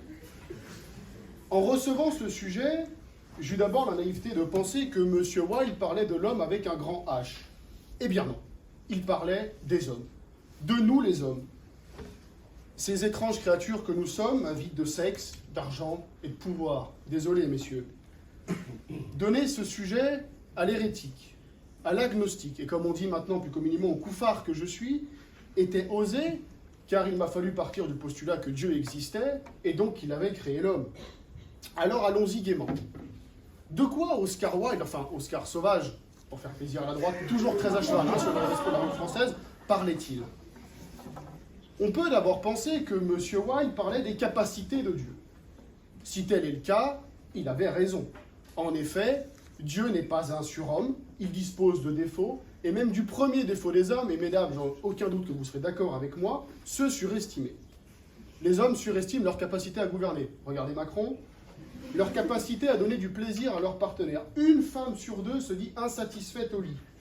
Leur capacité à créer des choses bien. Les enfants, vous savez, ces marmots qui hurlent dans les trains et restaurants.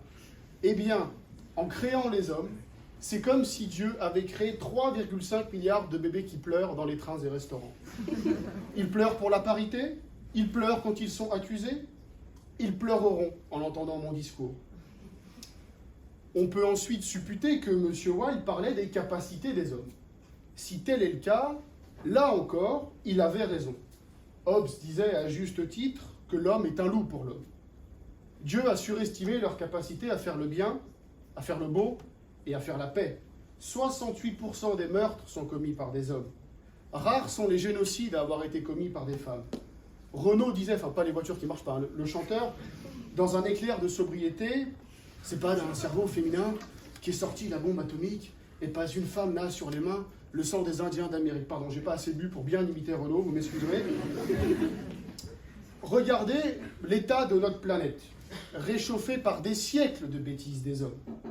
Et en parlant de ce sujet, feu Jacques Chirac s'exprimait ainsi: « Notre maison brûle et nous regardons ailleurs. » Je vais finir, mon ex serait jalouse, par un ultime exemple.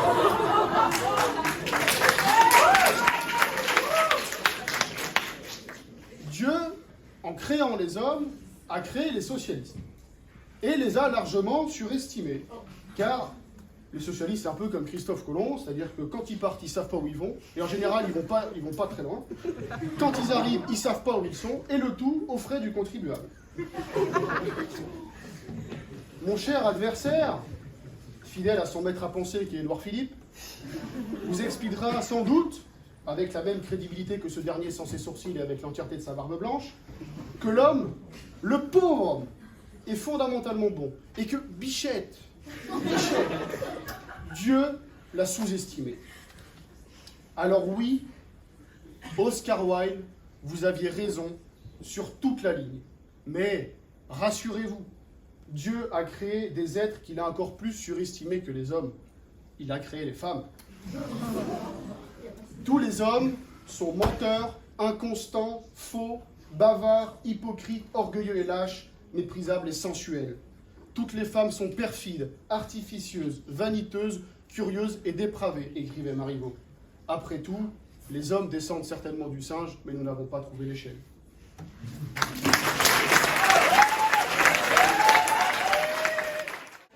À la négative, toujours sur le sujet, Dieu, en créant l'homme, a quelque peu surestimé ses capacités. Paul Pasquito. J'ai longtemps cherché quelles étaient les attentes de Dieu. Moi que l'on a traîné de force depuis mon plus jeune âge au catéchisme, toutes les semaines, chez les scouts 1 à 2 fois par mois, à la messe, occasionnellement, je n'ai jamais réellement compris pourquoi est-ce que je devais faire tout cela, alors que je n'étais même pas réellement convaincu de l'existence de Dieu. Et qu'il existe ou non en réalité, je lui en ai souvent voulu. On m'a toujours expliqué que Dieu n'était qu'amour. Mais dans ce cas-là, pourquoi et comment ose-t-il laisser ses créatures souffrir? D'ailleurs, l'une des plus belles citations qui ne m'ait jamais été donnée d'entendre, c'est celle-ci, qui dit « S'il existe un Dieu, alors il devra supplier pour avoir mon pardon ». Et elle prend toute sa force quand on sait qu'elle a été retrouvée gravée sur les murs d'un camp d'extermination. Ainsi, la seule impression que Dieu ne m'ait jamais faite, c'est celle d'un enfant qui joue sur la plage et qui ne trouvera comme point culminant de la jouissance, comme apogée de sa satisfaction, le moment où il éclatera son château de sable, empli de cruauté pour ce qu'il a lui-même créé. On m'a souvent répondu que si Dieu était violent avec les hommes, c'est parce qu'ils avaient un penchant pour le péché. Mais n'est-ce pas en coulant vers la mer que le fleuve est fidèle à sa source? N'est-ce pas parce que Dieu est violent que les hommes le sont aussi? Après tout, il les a créés à son image.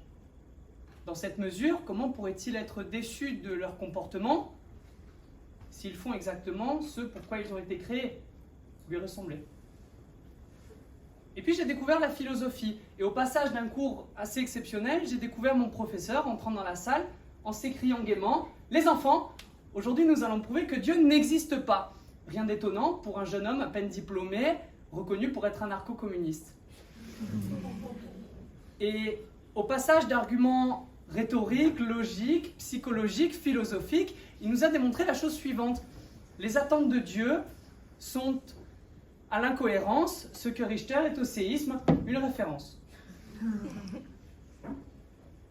Ainsi, depuis ce jour, je suis convaincu de la chose suivante, c'est que je suis humaniste. Pour moi, ce sera adieu les louveteaux, adieu le caté, adieu l'obscurantisme du père André, quoique involontaire dans son cas, j'en suis persuadé.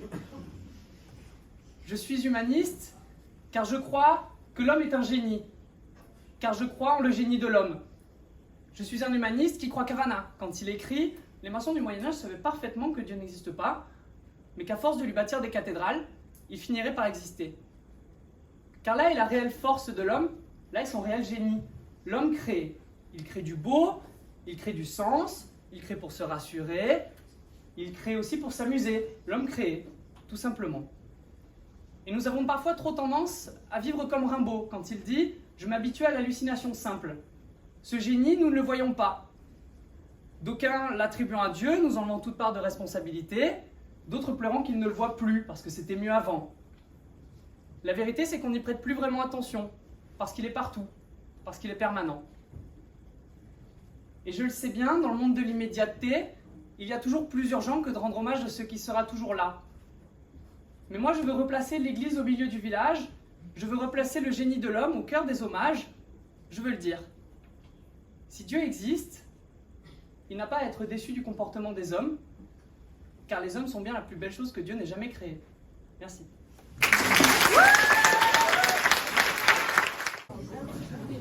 Une joute entre Nicolas Vigne à la positive et Jérémy Vincent à la négative sur le sujet « Dans une société, il n'y a ni homme ni femme.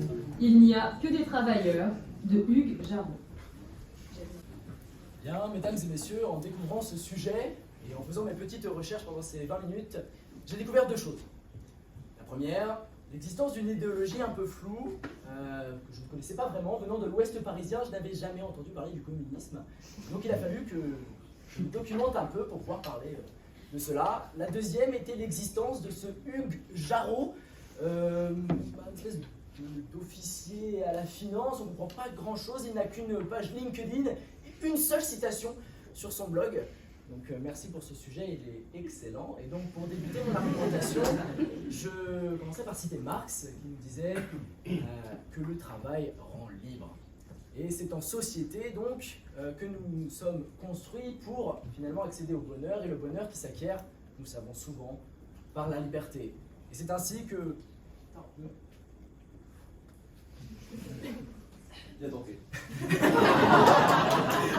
Dans une société, il n'y a ni homme ni femme, il n'y a que des travailleurs. En êtes-vous sûr? Puisque vous ne connaissez pas le communisme, moi je vais parler au nom d'une certaine Arlette Laguillet, porte-parole de lutte ouvrière, qui nous disait « travailleuse, travailleur ». Bon, voilà une idée intéressante. Car oui, s'il y a des travailleurs, il y a également des travailleuses. Il suffit de s'appuyer sur la grammaire pour voir qu'il n'y a pas que des travailleurs, mais aussi des travailleuses. Alors, comment pourrions-nous rester sur cette idée du travailleur, monsieur? Bien, alors ce que je vois, c'est qu'en fait, en faisant mes petites recherches, j'ai appris qu'il ne parlait pas finalement des sociétés comme nous l'entendons, c'est-à-dire ces structures, ces États, ces gouvernements, ces groupes, mais finalement, les entreprises. Et oui, et les entreprises, n'y a-t-il pas plus capitalistique qu'une entreprise, n'est-ce pas? Oui, mais dans les entreprises, il y a des hommes et des femmes, donc des travailleurs et des travailleurs. Pour le capitalisme, il n'y a ni homme ni femme. Il n'y a que les travailleurs. Le but d'une entreprise n'est-il pas de faire le plus de chiffre d'affaires? N'en avons-nous pas complètement rien à faire de si c'est un homme ou si c'est une femme? Le but, c'est de faire rentrer de l'argent. Et c'est dans cela que les sociétés ne veulent que des travailleurs, pas des femmes et des hommes. On s'en fiche de ça. Le fait est qu'il y a des hommes et des femmes, donc il y a des travailleuses et des travailleurs. Mais non, on s'en fiche. Capitalistiquement, ça change rien. Ça ne change rien. Le but d'une entreprise, c'est de faire rentrer de l'argent. Il faut qu'il y ait des billets qui soient brassés. Et qu'on soit une femme ou un homme, ça ne change rien. La productivité est la même. Et c'est ainsi que dans société, on n'entend pas société au sens sociétal, mais au sens de entrepreneurial. Très bien. Alors, au sens entrepreneurial, je vais vous parler un petit peu économiquement. Vous dites que un homme et une femme ont la même productivité. Alors, que faites-vous des inégalités hommes-femmes entre travailleuses et travailleurs? Alors, on parle d'inégalités globales sur ces chiffres qui sont du coup très controversés. Mais controversé, 20% de moins, et les femmes en général gagnent moins que les hommes. Oui, mais pas... Vous savez que les travailleuses gagnent moins que les hommes en général. Alors, ouais, mais il y a bien donc des hommes et des femmes, des travailleuses. Je parle au sens d'une entreprise, pas de la société. Là, vous me sortez des chiffres de la société. Vous allez trop loin, vous êtes dans la macroéconomie. Moi, je vous parle de microéconomie. Ne vous perdez pas, on sent trop le sujet. En microéconomie, il n'y a que des travailleurs, donc que des hommes. Il n'y a que des travailleurs au sens neutre. Il n'y a que des gens qui travaillent pour apporter à l'entreprise du profit.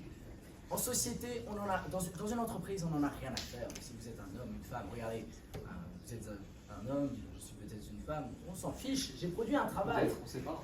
Et non, en cela, c'est faire rentrer de l'argent. L'argent est neutre. Il va autant aux femmes qu'aux hommes. Donc il n'y a pas de différenciation de genre dans les entreprises. C'est intéressant ce que vous dites. Vous prenez le point de vue d'une entreprise, mais moi je pense que Monsieur Jarreau voulait parler en général de la société. Et dans la société, il n'y a pas que les entreprises. Et je voudrais parler plutôt de tout ce qui entoure notre vision du travail. Certes, vous vous levez le matin, vous allez travailler, vous rentrez chez vous, vous travaillez parfois, mais pas toujours. Alors, à côté, il y a les loisirs, il y a le cinéma, il y a le sport, et dans chacun de ces disciplines, il y a toujours une différenciation entre hommes et femmes. Il n'y a pas des sportifs, il n'y a pas des acteurs, il y a donc des sportifs, des actrices, des acteurs. Il y a donc bien une dichotomie. Et c'est sur ça que je voudrais vous prouver que vous avez tort, monsieur. Très bien, merci. Je pense qu'au début, en vous parlant de communisme, je m'étais moi-même égaré. Car cette citation est purement capitalistique. Nous parlons de Hugues Jarreau, un financier. Un financier, c'est communiste? On n'a pas vu souvent. Non, il faut vraiment voir cette citation dans son contexte. Et ce contexte, il est celui de l'entrepreneuriat. Il est celui d'une entreprise qui a pour but de faire écouler de l'argent, un maximum. Et aujourd'hui, quand on reçoit quelqu'un, on reçoit une personne pour ses qualités, si on estime qu'il va pouvoir apporter de l'argent ou non, et pas pour son genre. Eh bien, pour rester dans la vision de l'entreprise, certes, un homme et une femme, un travailleur ou une travailleuse, produisent peut-être la même quantité de capital, pour rester dans la vision capitalistique de mon contradicteur. Mais je voudrais réellement vous montrer que dans une entreprise, malgré cette vision capitaliste, il y a quand même l'humain. Et l'humain, c'est l'homme, c'est la femme, et plus si affinité. Alors, nous ne pouvons pas dire qu'il n'y a que des travailleurs, au sens capitalistique du terme. Il y a bien des travailleuses, des travailleurs, qui veulent vraiment montrer leur vision et leur identité. Et nous ne pouvons pas rester sur cette vision minimaliste.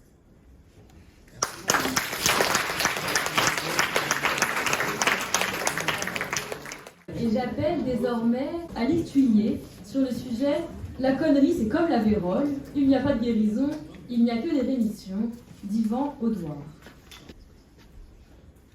La connerie humaine, c'est fatal. Une fois qu'on l'a accueillie à bras ouverts, on l'adopte, on la chérit, elle ne nous quitte pas. C'est inéluctable. Elle peut se faire plus discrète, mais telle une ombre, une âme ou une envie de chocolat, elle persiste et rien ne lui résiste.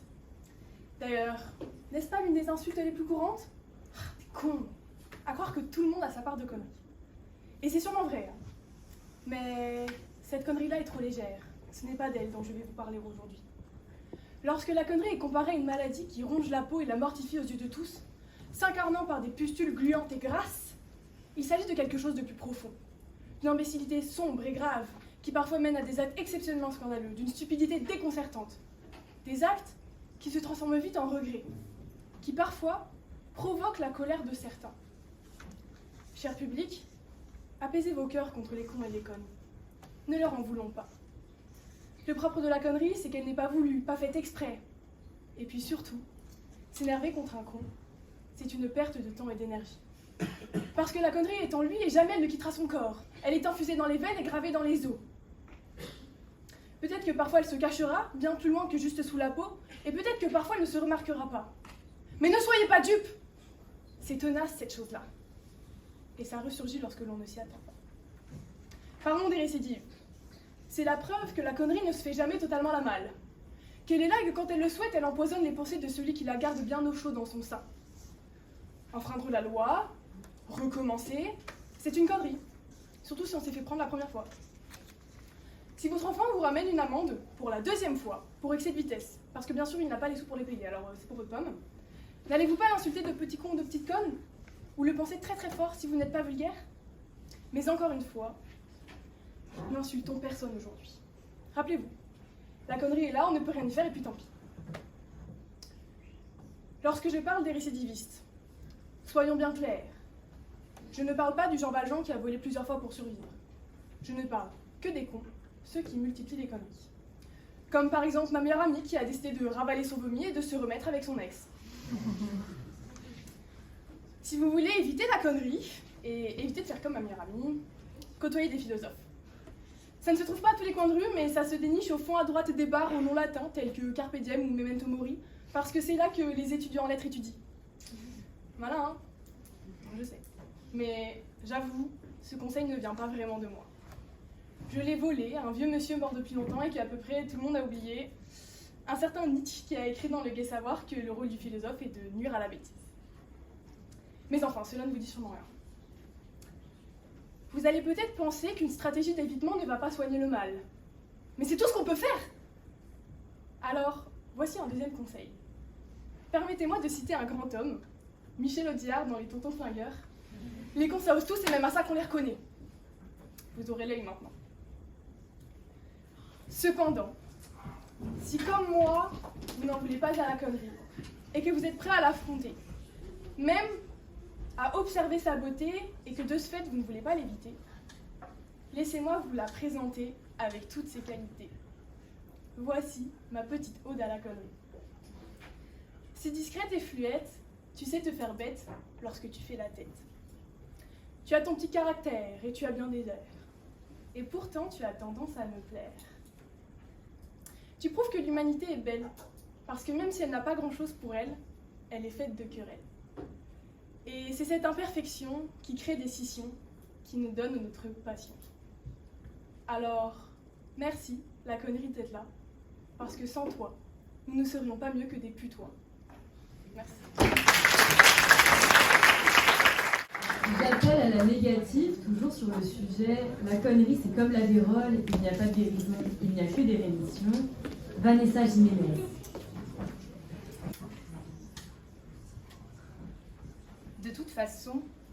t'es trop con. Cette phrase, c'est la phrase qu'a entendue Kevin tout au long de sa vie. Depuis son plus jeune âge, elle encadre son existence, rythme ses moindres faits et gestes, ne le résume qu'à un seul mot. Ça a commencé comme ça. Non mais les filles, vous êtes au courant? Kevin, il sait pas lire. Langue française, langue de vipère, mais pas langue de bois, tels des hiéroglyphes difficiles à déchiffrer, chiffres et nombres tels une langue autre dont il ne possédait pas les traductions, donnant sa langue au chat. Mais vous savez comment sont les chats. Et puis ça a continué comme ça. Kevin, il n'arrivera jamais à rien dans la vie. Et puis avec un nom pareil, il ne faut pas espérer qu'il aille très loin. Et ça, tous les jours de son existence. Imaginez-vous maintenant, vous êtes l'imbécile. À ce moment-là, la question ne se pose plus. Vous ne pouvez pas être imbécile. Alors, quand on vous martèle mortellement tout au long de votre vie que vous êtes le roi des idiots, au milieu d'un dîner de cons, vous finissez par y croire, par le devenir, et vous vous retrouvez comme un imbécile.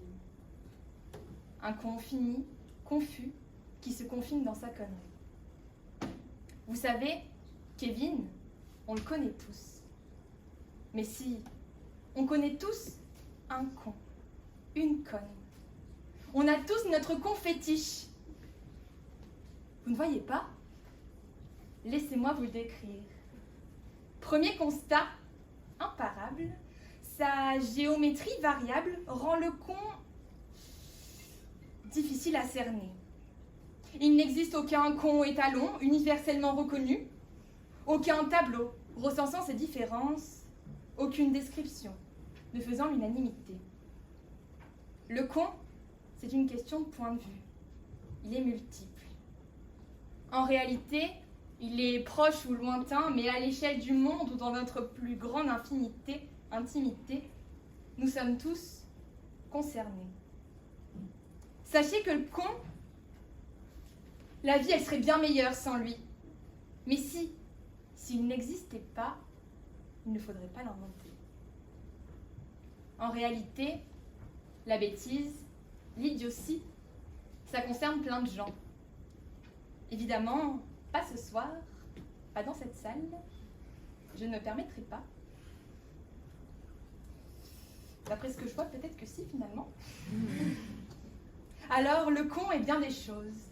Être un con, c'est un art, comme on dit. Le con est tellement impressionnant qu'il en devient artistique. Il n'est pas à la portée de tous. Le con est art, le con est connard, le con est confus. En y réfléchissant bien, Dieu, en créant l'homme, a malheureusement quelque peu surestimé ses capacités. Il a créé des hommes, mais comme des pommes, quand on les entasse, ils pourrissent. C'est ce qu'on appelle des cons. À aujourd'hui, enfin hier, 8 milliards d'habitants, le but de l'humanité, c'est de produire des grands hommes. Parce que l'échec des autres réconforte toujours un peu, et que l'échec ne s'excuse pas, plus que paumés, ils sont perdus. Errants comme des animaux qui ne connaissent pas l'histoire, et sont donc condamnés à la revivre, car après tout, le principal fléau de l'humanité, ce n'est pas l'ignorance, mais la connerie. Mais avez-vous réfléchi à l'origine de la connerie? Comment naît-elle? Si les sots sont le plus grand fléau de l'humanité, nous en sommes tous en grande partie responsables. En somme, il n'y a rien de plus simple que de créer des imbéciles. On les fabrique à l'aide de notre regard. Contrairement à ma contradictrice qui condamne l'humanité, je suis infiniment convaincue que même l'imbécilité la plus profonde se soigne. Sans vouloir me vanter, je pense avoir trouvé le remède contre la connerie. En réalité, ce n'est pas vraiment compliqué. Il nous faut prendre un peu de recul, ouvrir les yeux et éteindre notre jugement. En clair, ne soyez pas cons, arrêtez de juger. Merci. Pour la dernière bouse de la soirée, j'appelle Baptiste Sénéchal à la positive et Pierre Gilmin à la négative sur le sujet « Les hommes naissent semblables, mais pas égaux ». d'Antoine de Rivarol. Les hommes, les humains, les femmes aussi, cela veut dire, nous sommes semblables. Et oui, nous sommes tous nés, normalement avec 2 pieds, 2 mains, des yeux, un nez, une bouche, plus ou moins proportionnée selon chaque individu. Certains ici ne sauraient me contredire. Et les hommes, oui, sont semblables. Avec cela, il n'y a pas de doute. Mais pour autant, affirmons-le tout de suite, ils n'ont jamais et ne seront jamais égaux. Enfin, cela saurait. Si jamais il y avait égalité, alors le communisme aurait marché. Oui, messieurs, dames, je vous le dis, les humains, nous sommes semblables, mais nous ne sommes pas égaux. N'est-ce pas, monsieur Villemain? Me voilà là chagriné, mes oreilles écorchées par votre méconnaissance de la loi, puisque, je sais pas, peut-être me trompe-je, mais si je me rappelle bien, la Déclaration des droits de l'homme de 1789 stipule bien que les hommes naissent et demeurent libres et égaux en droit. Et il est vrai, la naissance ne connaît aucune inégalité, nous ne sommes que naïfs face au monde, nous n'avons encore aucune personnalité, nous ne connaissons rien, nous sommes donc égaux. Et rien ne nous différencie des autres. Effectivement, monsieur Villemain, je suis bien désolé de vous l'apprendre, mais je crois bien que vous vous trompez. Je dirais même que vous vous trompez énormément. Et cela vient du fait simple que vous me citez une constitution, ou du moins des principes fondateurs rédigés en 1789, la Révolution, dont notre auteur lui-même s'opposait pour dire que nous n'étions pas égaux, mais bien semblables. Et j'aimerais exposer... Quelle différence faites-vous entre semblables et égaux? Puis-je exposer mon exemple que je m'apprêtais à faire? Vous pouvez répondre à ma question. Tout à fait. Reprenons donc. Dans cet exemple que j'aimerais vous faire, nous allons défendre le fait d'être semblable, cela se fait beaucoup de répétitions, mais nous répéterons donc que un homme semblable, comme vous et moi, on peut le voir dans la répartition du travail. Imaginez, nous sommes ici dans le chantier de cet amphithéâtre. À la naissance, vous êtes donc dans le monde du travail. Bien, monsieur, vous chamboulez mes arguments, mais je commencerai donc ainsi. J'ai résumé en quelques bruits la vie. C'était ma naissance, mon dernier bruit. Pendant toute notre vie, nous serons semblables, nous vivrons, nous rirons, nous aimerons, nous serons tristes, mais nous ne serons pas égaux. Pensez-vous sincèrement que dans notre vie, nous sommes identiques? Je ne pense pas dans notre vie, mais je pense dans notre naissance. Vous dérivez là, notre vie, pourquoi pas notre histoire? Non, notre histoire n'a pas été égale. Et notre naissance, si, nous sommes tous nés d'une femme. Je veux dire le contraire. Et à ce que je sache, nous sommes égaux. Y a-t-il une différence de droit entre vous et moi? Lorsque nous sommes nés, m'étiez-vous supérieur? Non, je ne crois pas. Monsieur, j'aimerais reprendre ce fait que vous manquez d'ouverture d'esprit. Parce que pour vous, pour avoir un vagin, un utérus, bref, pour faire naître un enfant, il faut forcément être une femme.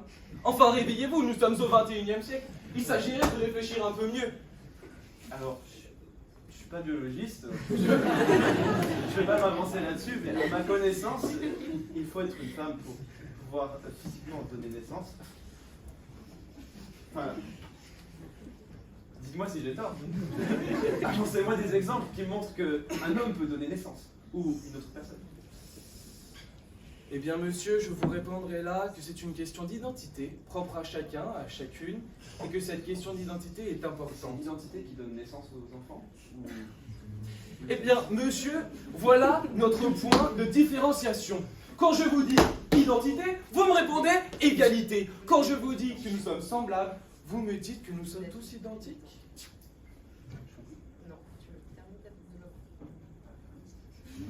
On a bien pu voir qu'il avait rien à dire, à part le fait de faire des rapprochements qui n'avaient rien à voir, et qu'effectivement, on est à égalité à la naissance en droit, et puis, pas avoir parlé d'identité, je ne sais pas.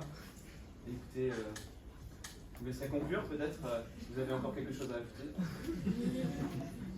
Bien, je vais donc prendre cette main pour conclure. Effectivement, je défends non pas une égalité, mais une identité. Propre à chacun, à chacune, nous sommes semblables et nous avons tous le droit à cette identité. Pour autant, nous ne sommes pas tous les mêmes, et bien heureux s'en faut. Par ailleurs, j'aimerais du coup exposer cet exemple que je voulais depuis le début vous exprimer, celui de la division du travail. Imaginez, nous sommes sur le chantier de cet amphithéâtre. Vous, madame, par exemple, vous pourriez prendre le marteau piqueur. Vous, monsieur, arrivez et, je ne sais pas, clouer sur le mur. Moi, en tant que chef, votre semblable, je ferai de la même manière. Mais puisque nous ne sommes pas égaux, je vous regarderai. Il est vrai qu'à la naissance, nous sommes différents. Certains sont plus gros, certains sont plus laids que d'autres, certains sont plus rouges. Mais il n'en reste que nous sommes égaux, nous avons tous le droit à la liberté de circuler, de nous exprimer, même si à la naissance, ça reste encore quelques balbutiements. Et on n'a heureusement pas encore à la naissance à travailler sur un chantier et donc à faire face aux inégalités effectivement qui gangrènent notre monde. Et je m'arrêterai donc sur cette phrase. Nous naissons et nous demeurons, pas forcément, mais nous naissons libres et égaux. Afin de conclure ce concours d'éloquence, j'appelle Emma Pierrand à la positive sur le sujet « Le succès ne s'explique pas, l'échec ne s'excuse pas » de Napoléon Bonaparte.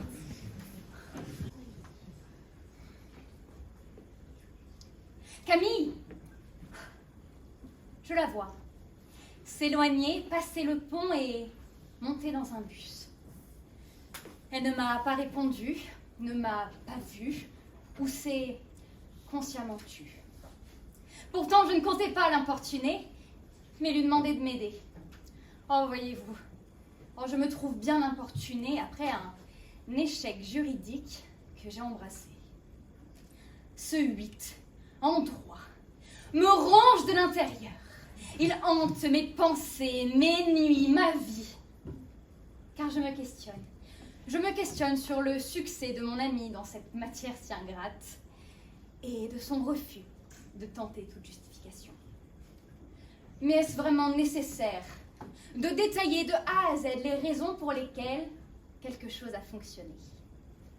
Quand vous obtenez un résultat satisfaisant, disons au hasard en TD de droit, jamais votre réponse ne sera « j'ai mélangé 100 grammes de cours, 3 insomnies, au four, thermostat 8 et puis pouf, ma dissertation avec les notes de bas de page en bonus ». Alors Camille est certes fantastique cuisinière, mais sa réponse de commun des mortels, somme toute, basique et beaucoup moins originale, sera « j'ai travaillé ». Cela ne m'avance à rien. Alors, et bien que cela n'étonne désormais plus personne dans cette salle, non. Le succès ne s'explique pas comme une recette de cuisine. Il est créé, il est travaillé, il est traduit dans des actes et non dans des mots. Le problème avec éclaircir son exploit, avec donner sa technique secrète, c'est que c'est dénaturer le succès même. Alors pourquoi ? Mais parce que le succès se personnalise, il se dompte. C'est un animal sauvage qui s'imprègne de vous. L'approcher est à la fois si mystérieux et pourtant si évident. Il faut de la résilience face à nos échecs. Car si le succès ne s'explique pas, chers amis, l'échec, lui, ne s'excuse pas. Parlons moins, agissons plus. Face à l'échec, il faut se relever, retrousser ses manches et reprendre sa fierté piétinée par nos erreurs. Mais ce poison, qu'est le confort de l'excuse, si pratique, si sécurisant, mais pourtant si perfide, hypocrite, menteur. J'ai moi-même peur de ne pas être à la hauteur. Mais face à cela, je change de perspective. Alors pour ce faire, prenons Thomas Edison. Il lui a fallu 10 001 essais pour réaliser sa lampe à incandescence qui, vous, permettra un jour de lire les fantastiques savoirs de Max Weber. Thomas disait qu'il n'avait pas échoué une seule fois, mais qu'il a simplement découvert 10 000 façons qui ne fonctionnaient pas. Comme quoi l'échec n'en est pas vraiment un. Oh, quel génie ce Thomas! Mais moi, je ne suis pas une lumière, je n'ai pas révolutionné la science et je vais encore moins majorer en droit. Mais jusqu'au jour où, je le sais, j'y arriverai. Je le sais, j'échouerai un nombre incalculable de fois, mais je me relèverai et je ne dirai rien. jusqu'au jour où, je le sais, j'aurai atteint mon objectif. Et je ne dirai rien. Car aucune explication ne vaut cette exaltation dans la constatation de nos accomplissements, cette envie dans les yeux de nos voisins et cette fierté dans celui de nos parents. Chaque étape, chaque galère, chaque doute nous hurle qu'une action vaut 1000 mots. Alors voilà, Camille, c'est d'un pas résigné que je m'avance vers les partiels. Alors, je suis dans cet amphi, je sors mon plus beau fluo, je retourne le sujet et je le vois. Le succès de Macron aux élections s'explique-t-il? Son échec face à son inaction climatique s'excuse-t-il? Ah, je ne vous ferai pas l'affront de tenter de formuler une réponse qui semble si évidente pour nombre d'entre vous. Je vous laisse faire, vous avez 3 heures.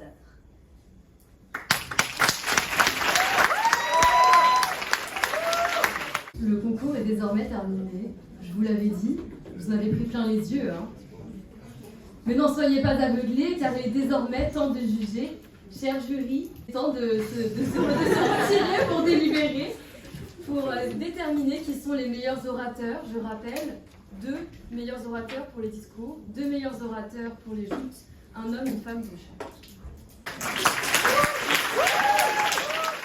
Alors, eh bien le jury, après en avoir délibéré, a choisi dans la catégorie discours Emma Piran.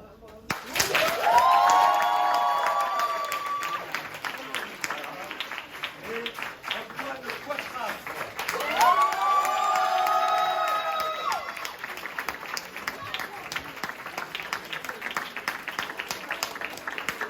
Pour les joutes, Ambrine Chiani.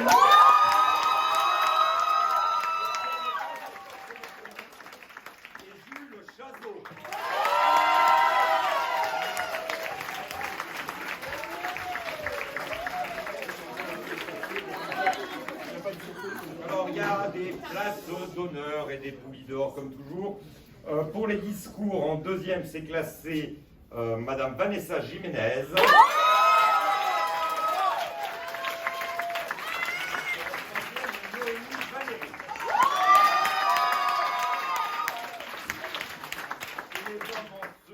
Jules Chazot. Et en 3e, Mickaël Giron.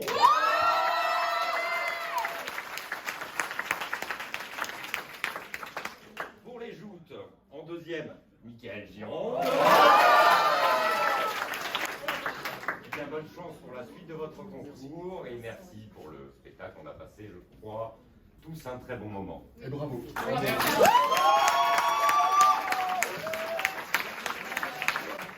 Moi, j'ai un dernier orateur ou oratrice à acclamer qui a remporté le prix du public. Donc, cher public, vous l'avez nommé. L'orateur qui vous a fait rire, qui vous a fait jouir, qui vous a fait sourire. Veuillez applaudir Mathias Ruiz.